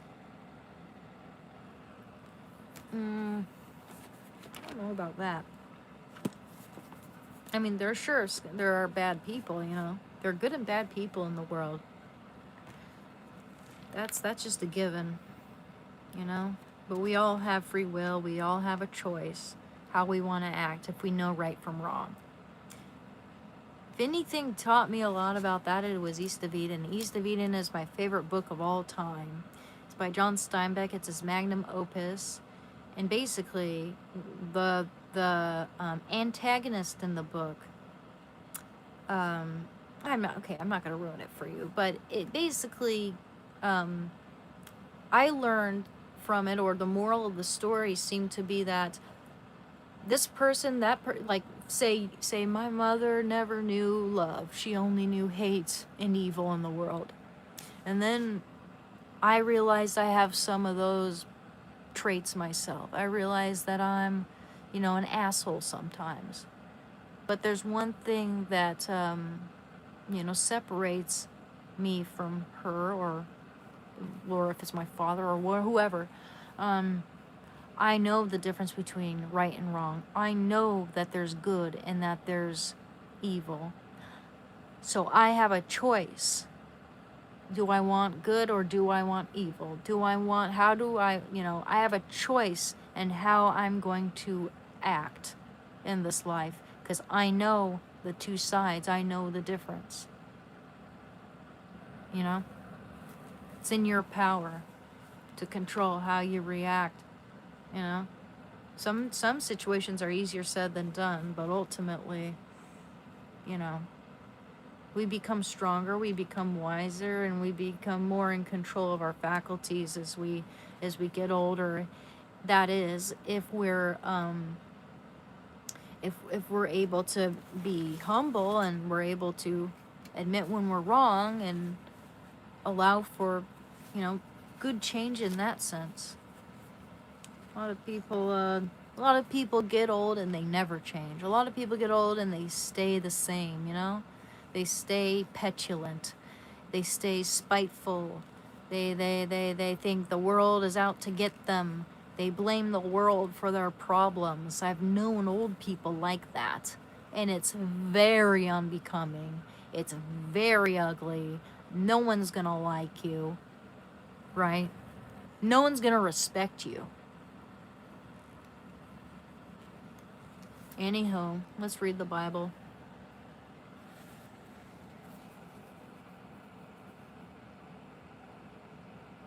I feel like I'm being homeschooled and I'm over 50, lol. Some things are easier said than done. True. Exactly. We're all different. We all handle things differently, but in the end, we all have a choice. Whether we want to grow and learn from our experiences, or whether we want to fester in our own self-pity, blaming the world for our problems.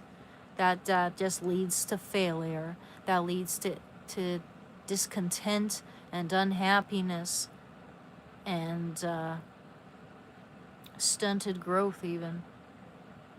So that's why you have old people acting like straight up children, Ann Gibson, you are well educational. Thank you, Joseph. What's your sign? I think you are a Pisces, or maybe Aquarius. I am a Pisces. You got it right, man. And I'm not really into the astrology stuff, but somehow you got that right. The meaning of life? The meaning of life is to overcome difficulties and to pay it forward, and to find a meaning But it's in my opinion, just it's just my opinion. It is to find my relationship with God, to become closer to God. That's I think that's the meaning of life, is to, this is just a temporary place. It's not our true home. Our true home is in heaven. That's what I think the meaning of life is. And just love and but it's like there's also the bad. There's money, there's power, and while those things can be good tools, money's a tool. Once you get past a certain amount of money, it all becomes power and ego. Very little to do with whether you need it or not, really. It's more, more, more, more, more. That's why you got all these psychotic millionaires and billionaires. It's like they just want more, more, more, more, more. Man, you know how much $10,000 would change my life? I was just thinking about that earlier. I'm just like, shit, son.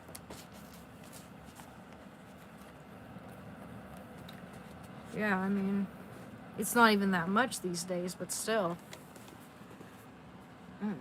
Okay, let's read some Bible verses, y'all.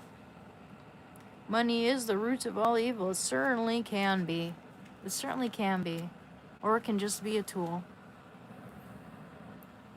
Yeah, people often when they commit grave, when people hurt other people, I have to be careful about how I say these things, but like off people, whatever. A lot of it is money. Sometimes it's sometimes it's like a crime of passion, rage, like someone cheated on you or something like that. It's that's what sets it apart from like a premeditated murder that can get you in prison for the rest of your life. It's like that's the difference between premeditated a premeditated crime like murder and getting second degree, first degree. That's the difference between first degree and second degree murder. If it's first degree, it's going to be premeditated, right? You planned it all out. You wrote it in your journal. I'm going to off Susan on Tuesday, right? But but if it's a second degree case, then it's something like a crime of passion or something where you didn't plan it out. You just like got really angry in a bar fight and that would be second degree murder. Just saying.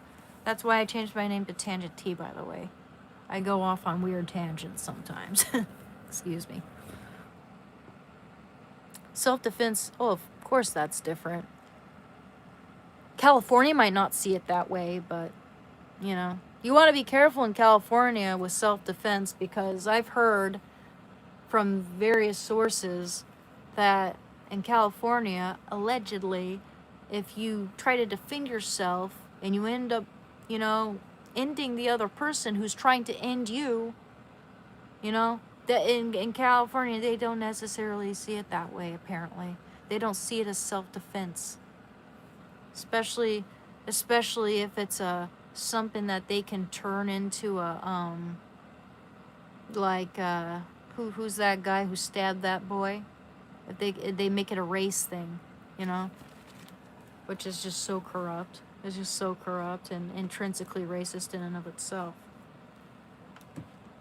Okay, guys, let's read the Bible, yeah? I'm getting bullied. What should I do? I really need help.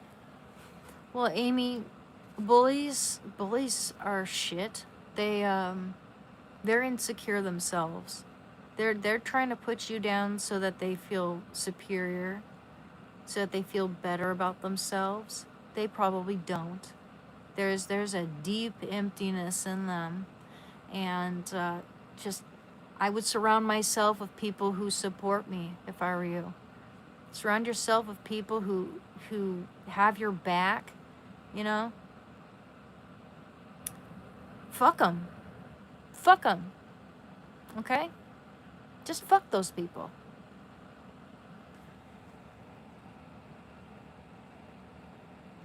good. Yeah, the setting is also, that's also important to know what the setting is. Absolutely. Let me take a wild. Let me take a wild in the moonlight guess. Your cake day is the first weeks of March. No, actually, it's February 26th. That's my birthday. They always make fun of me and stuff, and my teeth stick out, so they call me Bunny Teeth and SpongeBob. Well, that's not nice. That's not nice. How old are you, Amy? Out of curiosity.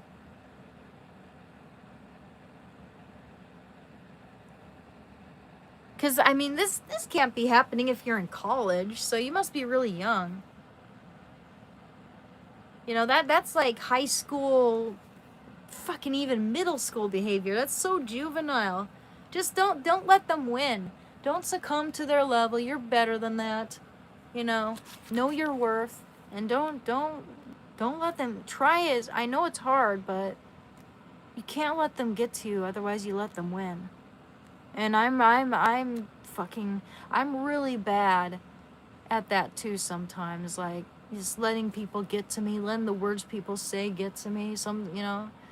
It's depending on what it is, it's not easy sometimes, but you're better than that, man. Don't let them rain on your parade. I'll bet you're adorable. I used to have buck teeth, you know? I used to have buck teeth, man. I have photos where I look like a bunny rabbit. I'll bet your teeth are really cute. But yeah, don't let them get to you, man. You know what people say to me, Amy? People make fun of my chin on here. People tell me I have a big ass chin, and I don't. But people also make fun of my dimple and say I look like I have a manly chin and all this other stuff. It's not nice. But screw them. I could care less. You know? I'm getting too old for that shit. I'm getting too old to be preoccupied with how my chin looks. You know, so yeah, just don't let anyone take your shine away. I know it's hard. But yeah, you tell them to keep walking. Just tell them to keep fucking walking. Tell them to keep walking. Don't let them win. And trust me, if you don't let it affect you, it'll piss them off. And that's a good thing. Sometimes these bullies get even madder if you don't give a shit. Because they're looking for a reaction. You look good, Anna. Thank you. Age gracefully. Yeah, that's key. There's plenty of people who think you're a sweetheart. Just ignore the meanies. Exactly. Thank you. Tangent, you have a good chin. It makes you face strength, but in a feminine way. Thank you very much, Moloto. Thank you very much, man. That's very kind of you to say. I appreciate that. Amy, if you ever get down, listen to Linkin Park. They saved me. Oh, Linkin Park is great. Yeah, that was one of the bands I used to listen to when I was a teenager. I remember my sisters and I would walk to Target when I was like 15, and I bought the latest Linkin Park album. So much memory, so many good memories. Got any tips for alcohol withdrawal, Keith? I would suggest going to a doctor, because alcohol withdrawal can kill you, first of all. Getting prescribed whatever medication you need to take to deal with the withdrawal symptoms, which you can get seizure, you can die or go brain dead or something. I went through it, and it was scary, and it could have been worse. But yeah, get medical assistance. Go to AA meetings is a very good idea in my opinion. Get a good counselor. Or like, you can choose a counselor or meetings. Like, some people say meetings don't work for them. Some people even tell me that it made it worse because there's people there who don't want to be there and who trigger them and who, are there just to get more connections that they lost, you know? Try to get other people to relapse. I'm not saying they're bad. You know, the 12-step program's very good, but you got to be careful about who you hang out with. So yeah, I would suggest meditation, maybe smoke weed instead, you know? I don't know, it might help. Helps me. I mean, I don't, thing is, at this point in time, weed makes me less motivated, and it doesn't really help with a lot of things. It's better that I get everything I need to accomplish in the day done before I start smoking weed. Otherwise, if I wake and bake, I'm not going to get anything done, and I feel depressed. But I'm just saying, at the very beginning of my addiction, or very beginning of recovery from heroin and alcohol as well, smoking weed really helped me because it prevented drug dreams. I think you're gorgeous. Thank you, Ventura. There's plenty of people who think you're a sweetheart. Just ignore the meanies. Absolutely. Show no fear. 100%. How old am I? I'm 35, Hoffman. I'm 35. And loving God is good work. Thank you. In the end, it doesn't even matter. I tried so hard to lose it all. Then they Okay, I can't do that. Withdrawals are terrifying. They are. But you'll get out of it a lot stronger. Just know that, know what it's gonna entail. Maybe research it. Stock your room with everything you're gonna need. Anything, like, only thing I was able to eat when I was dealing with heroin withdrawal was applesauce. So maybe stock a little fridge full of ice cream and applesauce and pudding, right? Things that are gonna be easy to eat, you know, not too heavy, not too much chewing involved. And you know, make sure you have an extra set of clean sheets. I would look for 5 sets of clean sheets, guys. Man, really, you're gonna sweat through those sheets, layers and layers of them. And if you can't make it to the bathroom, I'm sorry to say, there's this good video. There's this good clip from Trainspotting, where the character is attempting, Mark Renton is attempting to get clean from heroin. And so he boards up his, you know, door. He nails his doors shut.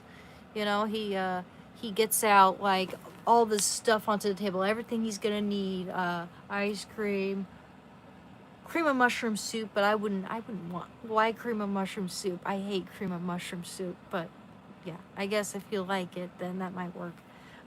Soups, I guess. Is all this other this stuff that he's gonna need for the next week or so, and then he pulls out this vomit bucket and this shit bucket. It's gonna be gross, but trust me, it's worth it. And I'm lucky I didn't have to deal with I didn't shit out both ends like a lot of people with heroin withdrawal have. I don't know why, because just about everyone I've known who's gone through heroin withdrawal has you know, dealt with that. I've had some nausea though, but there was if there was any puking, it was very, very little. Probably don't remember. But yeah, it's worth it. As terrible as it sounds, it's worth it. And it's why I'm here where I am right now, talking to you guys, painting.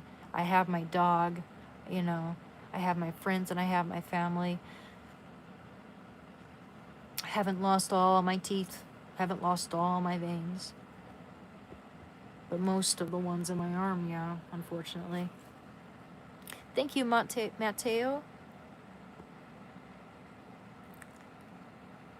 Yeah, it does drain your energy. You'll feel as weak as a kitten after that week is over. So you need to take care of yourself, pamper yourself, give yourself nice warm baths or showers, you know. Watch a good feel-good movie. If you're not in the mood for that, maybe video games. But if you don't have the energy or mood for that, cuddle with your dog, you know. Get some sleep. Wake up feeling refreshed and maybe just smoke a blunt, you know. Relax. Try to pamper yourself and love yourself, and know that you keep going with this. You keep pursuing, you know, a life without, you know, you go for life. You choose life. You keep choosing life. It will get better. It will absolutely get better. Take it from me, guys. It will get better. Oopsie, sorry. I used meditation, trauma therapy, and learned many skills through acceptance and commitment therapy. Yeah, absolutely. Also, maybe, you know, writing thought records, keeping a journal like I've mentioned before, scrapbooking. You know, there's lots of things that can help. Lots of things to occupy your mind with. But early on, when it's most sensitive, when it's most precarious, I'd suggest smoking weed because it gets rid of drug dreams, and I'd suggest meditation, spending time with people who support you and have your back, have a counselor, go to meetings, have a dog or a cat, you know, furry friend to cuddle with who you can take care of, you know, just look for ways to, that's the way to do it, I think.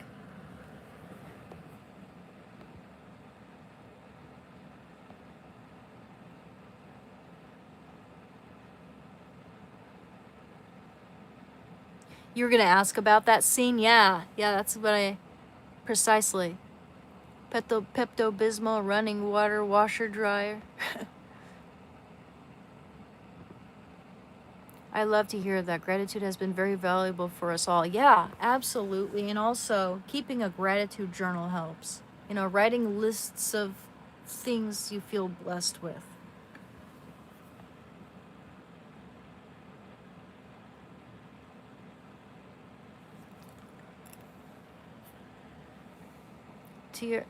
The habit of alcoholism is very dangerous, you know well, although you don't leave, right? Okay. Everyone knows it's dangerous. That's why I said that anyone who's trying to come off alcohol and they're dealing with withdrawal should be medically assisted, 100%. Make sure you drink lots of water. Exercise. Exercising is really good. And you know, if you don't feel like running outside or whatever, you know, get some dumbbells and do yoga. I'm not ignoring you, Badgerhut. I'm behind here. I thought anyway. Yeah, dreams can be very strange. If you're dealing with, like, heroin, drug dreams, weed helped me in that sense. My channel, what's my channel about? Hi, Jordan. My channel is about, well, it's about recovery and addiction. I talk about that. I answer questions. And also video games. I play video games sometimes. I'm getting a component for my hard drive so that I can live stream video games better. You know, before it used to be from this angle right there, and like you'd just see that. And that's no thing. You know, I think people get bored with that, so I'm getting a component for my hard drive on Friday, and I'll be able to. I figured out OBS Studio, which was, oh my gosh, that was hard, but I think I figured it out, and yeah, we can do that. Art. I sell paintings. I get commissions. And I'm working on a painting right now, which is just about done. I've sold 3 paintings since I started live streaming in mid-January. So yeah, mainly those things. We also talk about my dog. We need to cuddle with my dog. And Chando's a good boy. He's sleeping on the bed. He's tired too today because we were, you know, he kind of cuddled by my feet while I painted for 7 hours straight. And I, cooking. I talk about cooking. I show you guys good recipes sometimes. I should get back into that, but it's been difficult because there's a certain someone kind of occupying the TV in the living room all day practically, and I don't want to get copyrighted with what's going on in there, so it's annoying, but it is what it is. It's like I wouldn't be complaining if it were just 4 hours, 5 hours, but it's all day. It's just like, wow, they trying to keep me from live streaming because the timing is very convenient. I'm just gonna say that, you know. But yeah, full support to Jewish streamers. Well, I don't think I'm Jewish. I don't know if I'm Jewish, but I've had people think I look like I am. I don't know, but shout out to the Jewish people. I like Jewish people. You're doing your best, Dan. Yes, I am. Thank you. And some smoke cigarettes and cigars, which is also a bad habit. Smoke. Oh yeah, absolutely. I was a chain smoker for a while, and I managed to quit that. But this is the only thing that's helping me from, getting tempted into smoking cigarettes again. Hope to do it less. All right, let's read a Bible verse now, guys, because it's 10:30. We're well past the point where I said I was gonna end the stream. So, I mean, it would be cool if we could get up to 200 likes, but I'm not gonna expect that tonight. Yeah, I mean, you don't really taste the nicotine. It's like 5% nicotine, but it still can't be good for you at all. I heard, and I'm not sure how true this is, that one of the biggest, one of the worst things that damages people's health, like one of the biggest culprits of declining health, is bad oxygen intake, or people not even breathing correctly. I've heard that too. Like when you're doing yoga, you don't want to breathe into the lungs. You want to do like a deep, like, breathe into your belly a little bit, and then you like deep inhales and exhales. That's a better way to breathe. But it's like, how are you gonna remember that when it's like it's an involuntary act, right? You gotta remember to breathe right, and that's kind of a weird. That feels weird. That's kind of weird. Hi, Lightning Wolf. My father passed away from cancer smoking. I'm really sorry, Joseph. Yeah, that's awful. Yeah, I'm really glad that my parents stopped smoking cigarettes, but they vape now, which of course will make it harder for me to stop vaping. If I see someone else vaping around me, I'm gonna be like, I want some. But yeah. Okay, so let's see. Let's read 5 verses, okay?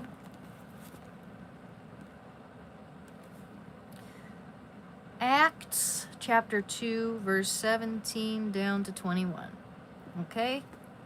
And in the last days it shall be, God declares, that I will pour out my spirit upon all flesh, and your sons and your daughters shall prophesy, and your young men shall see visions, and your old men shall dream dreams.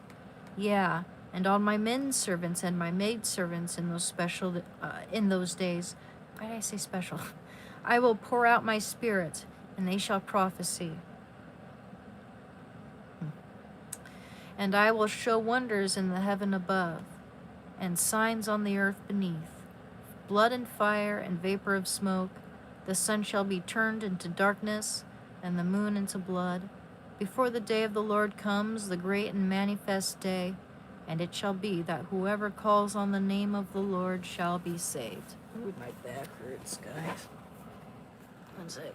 I'm gonna push my pillow up here a little bit. Ooh, yeah. Oh, yeah.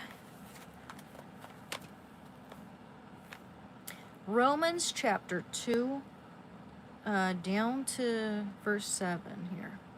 Therefore you have no excuse, O man, whoever you are, when you judge another.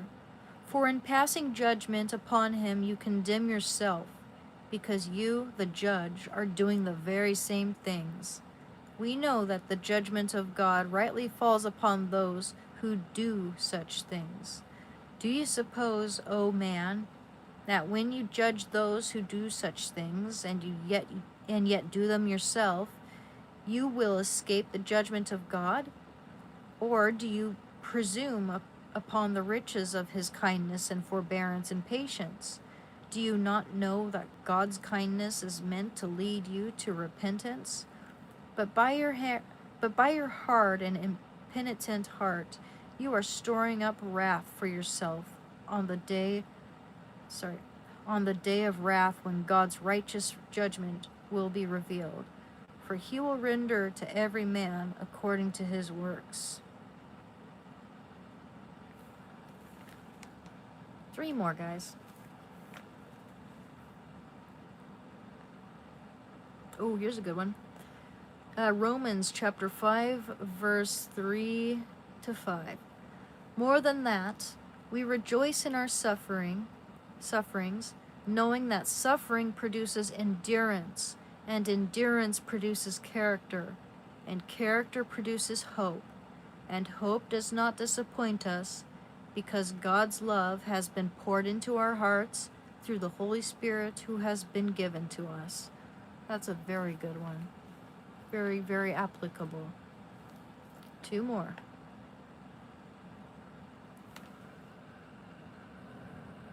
Oh God, another Bible channel. I read the Bible at the end of every stream. That's not what the whole stream is about, number 1. And number 2, if you have a problem with Christians, you're probably just a fool. I'm Catholic, by the way. And I'm proud. And you don't have to like it.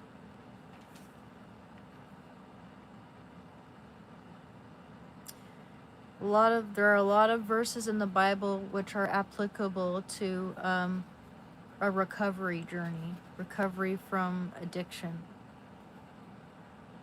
Romans chapter 8, verse 26 down to 27. Likewise, the Spirit helps us in our weakness, for we do not know how to pray as we ought, but the Spirit himself intercedes for us with sighs too deep for words. And he who searches the hearts of men knows what is the mind of the Spirit, because the Spirit intercedes for the saints according to the will of God. Hey, Intergalactic.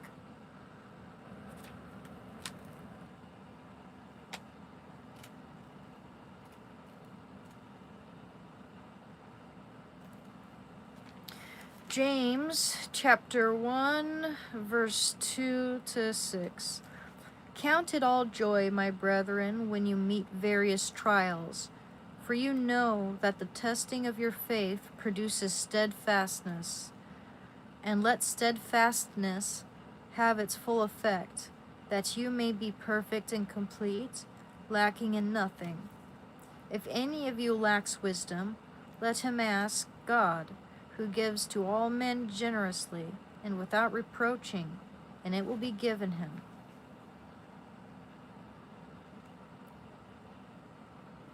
Hey, thank you very much. I haven't heard scripture in ages, and it means a lot to me right now. Absolutely, Jay. I know the Bible reading really does seem, a lot of people like that. A lot of people love it when I read the Bible, which is why, I've decided to really implement it into every live stream. Either beginning or ending a live, usually ending my live stream with a good verse, or up to 5 verses more or less. And yeah, it does help people. So let's not listen to people who try to put us down and shame us for reading the Bible. Oh gosh, I posted to Facebook one Bible verse, okay, and there was no context behind it, nothing. It was just, let he who is without sin cast the first stone. Now a lot of people I know on Facebook are woke liberals from like around the Pacific Northwest area who hate my guts now because I admitted that I had Trump derangement syndrome before, and that I'm learning the truth, and that I support Trump, that I voted for him. Anyway, so that's why I got ostracized by my family member and all that. Anyway, I posted this one Bible verse, no context whatsoever. Just, let he who is without sin cast the first stone. And you know what? I got like a few people come in and respond to that and call me names. They call me hateful. They call me like this and this and that. I'm like, no, that's a Bible verse. That's like a quote from Christ that's about compassion. Like, he saved Mary Magdalene with those words. Like, what are you talking about? What are you talking about? You know? They just, whatever, you know?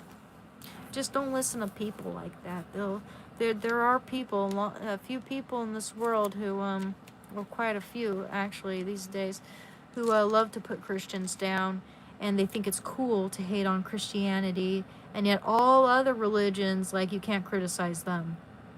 You can't criticize Islam, for instance, despite how their regime and their government has the people treat women and all that. Can't criticize that. But just look how much Catholics are hated among, and it's usually liberals. It's usually people who are liberal, who hate on Catholics. Big families and stuff like that. Those people will exist. In fact, I'm pretty sure Christ told us that those people would be around, and that it'd get harder and harder and harder towards the end. There'll be a lot of renouncers.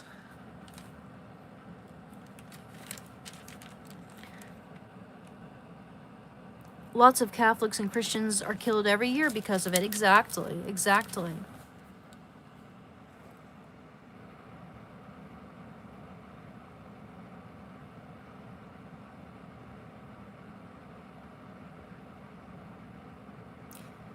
Thank you for making me realize that I Kirk my addiction. Okay. I don't know if that's a typo or not, but if I'm helping you with anything like that, you're most welcome. I hope it's helping a lot of people, or that it will help a lot of people.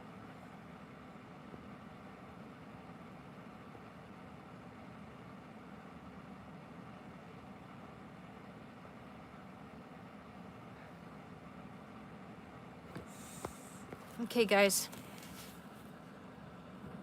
I've never been a good speed reader, by the way.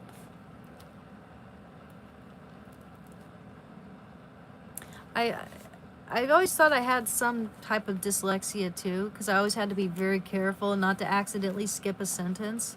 And so I worked really hard with that, being homeschooled and, loving to read. I love, the story and it also, for me, it really depends on how it's written, the writing style. That's why I'm so obsessed with, like, John Steinbeck, because his writing style is the best I've ever read, But there are just some books I can't get into because it distracts me.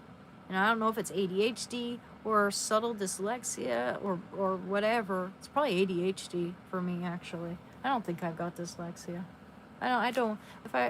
There are times when I read a certain word as something different, but it doesn't happen as nearly as much as it used to. I really practiced because I didn't want for that to hold me back, There was also shame associated with it for some reason, where there shouldn't be. A lot of very intelligent people have dyslexia. Correct me if I'm wrong, but didn't Albert Einstein or someone have dyslexia? Or something like that.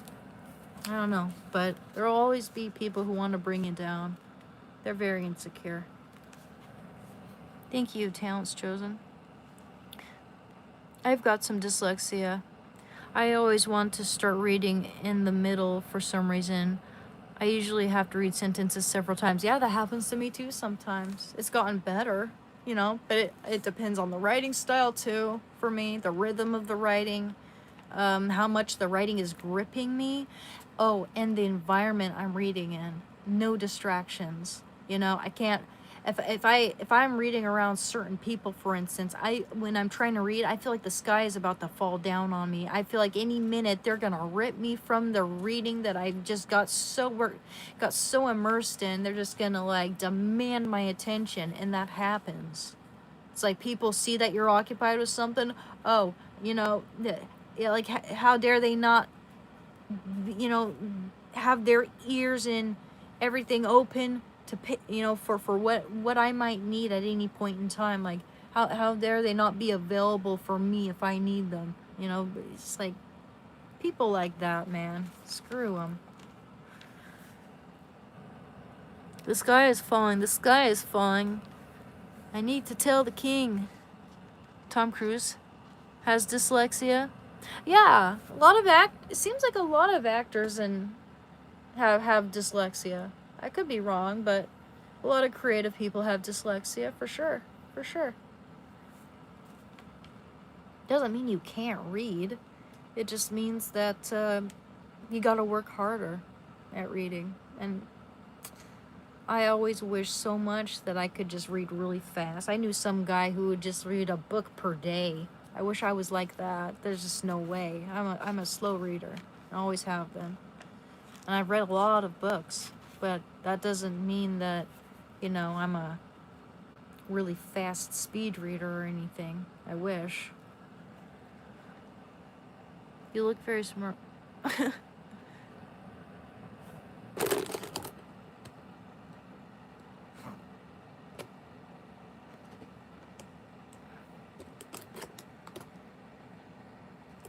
Loudmouth OG live cartridge helps me sleep a few hours.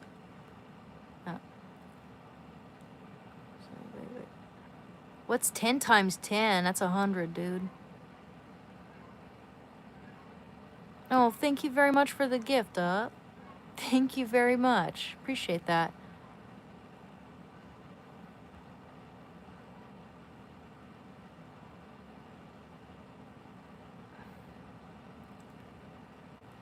Sam, I wish I could read 700 pages per day. I know, right? There's some people who are just so immersed in their book, like nothing distracts them from it, and I'm so jealous of that. I get distracted really easily. I don't like disturbance. If I was like, say, lived in a log cabin by an alpine lake and I was just completely contented, no worries, it would be a lot better for me.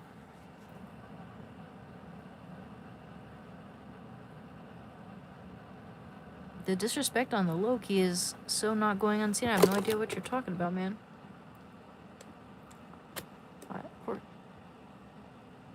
I used to read when I was on drugs. I don't read anymore because I don't do drugs anymore. Well, that's one of those things that would make me not read for a while because I can't focus on anything but, you know, I can't focus. Maybe it depends on what drug it is, but I'm yet to find a drug that makes my reading a more pleasurable experience. What genre of books do I like? I can't really read anything unless I'm super interested in it. Usually sci-fi or fantasy. Yeah, I'm the same in that I have to read something I'm interested in. But my favorite books are I like John Steinbeck. John Steinbeck is my favorite writer. I also really liked the Harry Potter books growing up.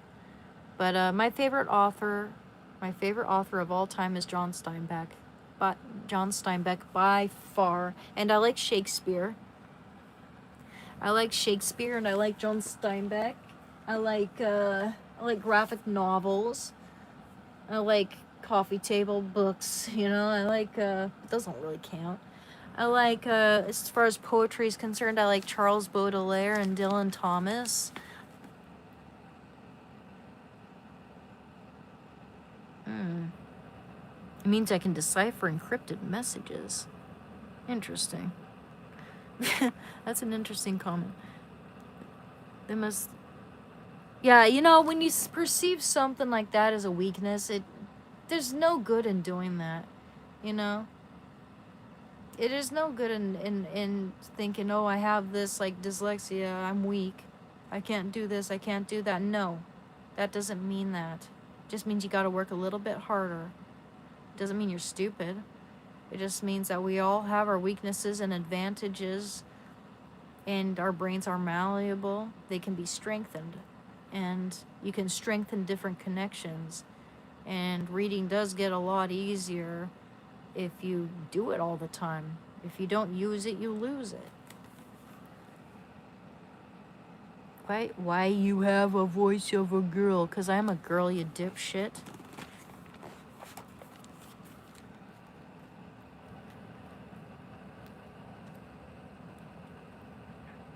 So C.S. Lewis, Narnia, I would say, is a child's series, right? Although I think it's for children and adults, but it's like, you know, the writing is easy. It's for, you know, kids. But he's written a few books that are for adults, that are, you know, not child grade material. It's I mean, children could read it, but he, you know, some of those authors who've written books that seem like they're for children, they've written other books that are a lot more serious, like Mere Christianity is a book by C.S. Lewis. That's a really good read, and it's you know, it's for I would say it's for teens and adults. Let's read 2 more Bible verses, guys.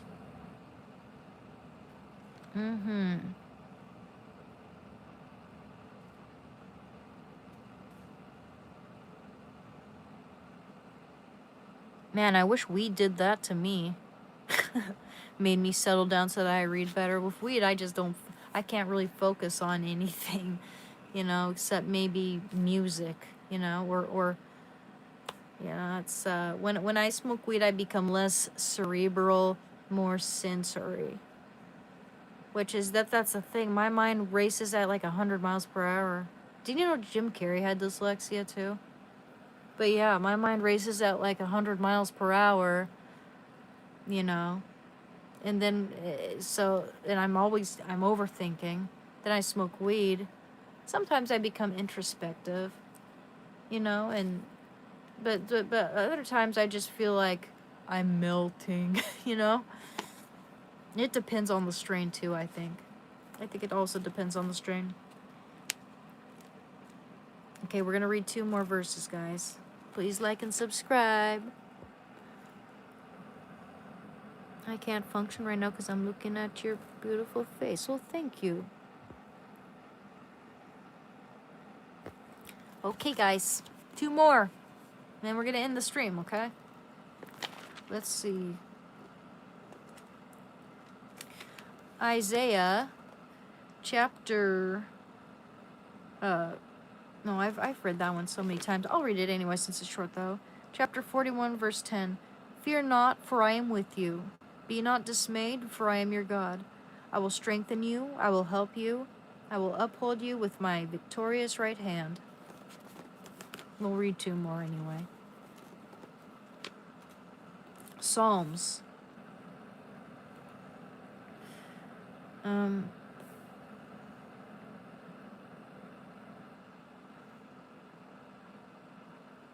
Here. Psalms chapter 26.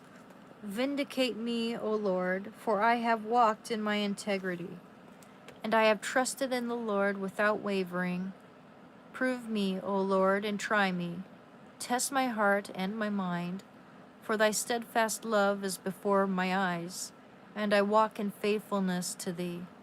I do not sit with false men, nor do I consort with dissemblers.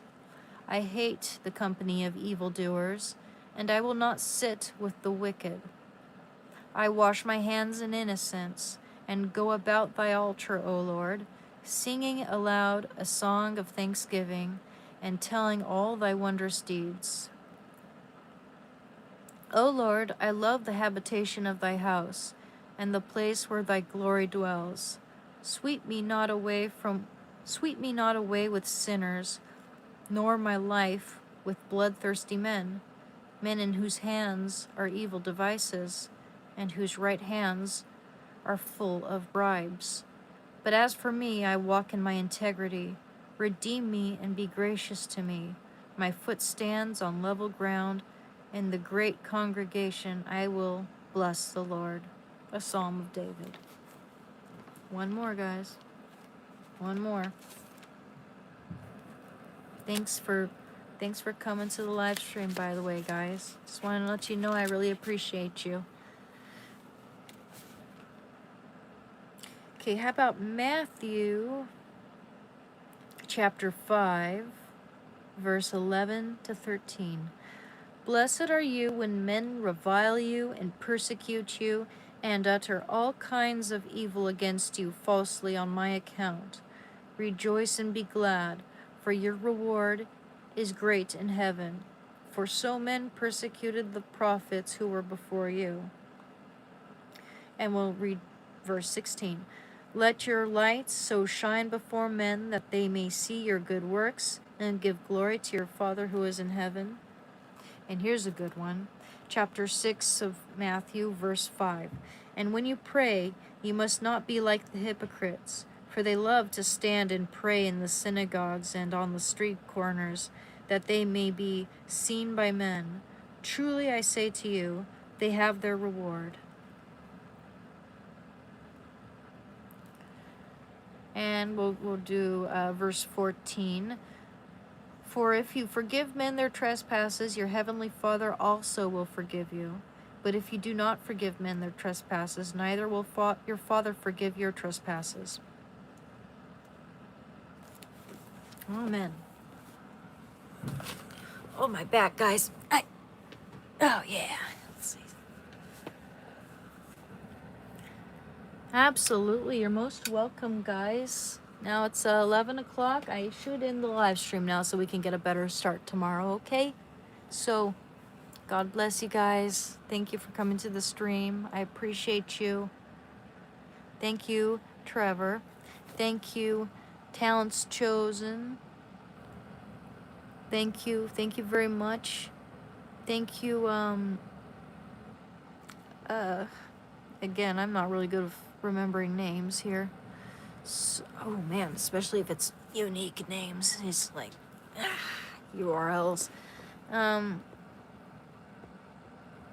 Thank you, Heather, if you're still here. Thank you, Joseph, I think it was. Thank you, Daryl. Thank you. Thank you, Jay Gregory.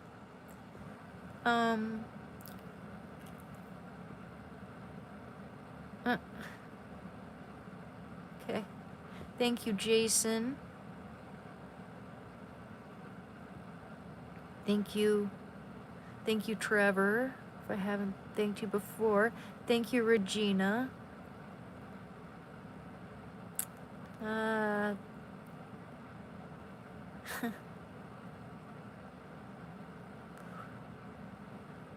Thank you. Gosh, there's a lot of spam here. Sorry, guys. Thank you, Intergalactic Keyboard.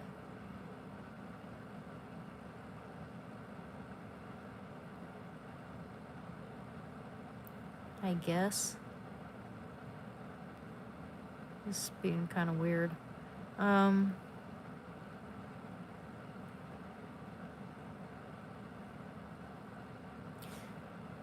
Wow. Okay. Thank you, Jason. You want me to read Ephesians 1:3, chapter 1:3 to 10? Okay, we'll do that. One more. I'm not even gonna. Well, fuck it. I'll put on my glasses again. Ephesians, one more, just one more. Cause if someone gives me a recommendation, I'll do that. Ephesians. But this will be the only one, okay? So I'm getting tired. I tell you. Ephesians.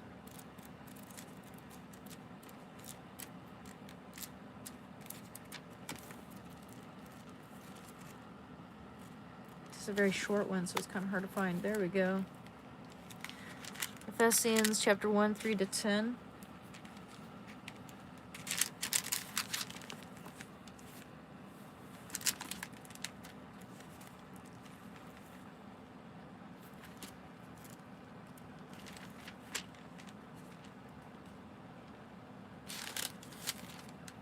Here we go. 3 to 10, huh? Okay.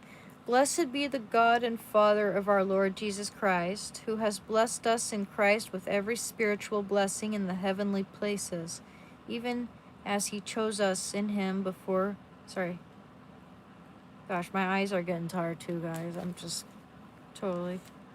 Blessed be the God and Father of our Lord Jesus Christ, who has blessed us in Christ with every spiritual blessing in the heavenly places, even as he chose us in him before the foundation of the world, and we should be holy and blameless before him.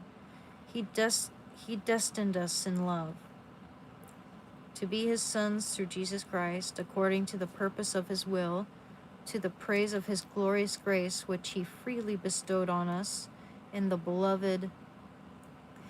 In him we have redemption through his blood, the forgiveness of our trespasses, according to the riches of his grace, which he lavished upon us. For he has made known to us in all wisdom and insight the mystery of his will, according to his purpose, which he set forth in Christ as a plan for the fullness of time. As a plan for the fullness of time. Okay. To unite all things in him, things in heaven and things on earth. Thank you. Okay, I think that was just a 10 there. Beautiful. All right. Thank you. Very good. All right. Thank you, Joseph. Thank you, Freddie.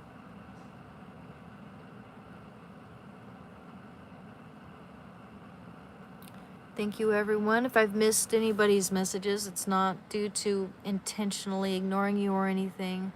It's just impossible for me to read every single one, and answer every single one. But I hope you all have a good day. Thank you. Thank you, Swedish Moose. And sure, a lot of you guys have left already. But yeah, you guys have a good night, good day, good morning. And I'll be here tomorrow. It is 11 o'clock, and like I said, the other night I worked on that painting for 7 hours straight until like 1:30 in the morning, and then I didn't fall asleep until like between 4 and 5 a.m. So I gotta sleep, okay? Peace out. God bless. Bye-bye.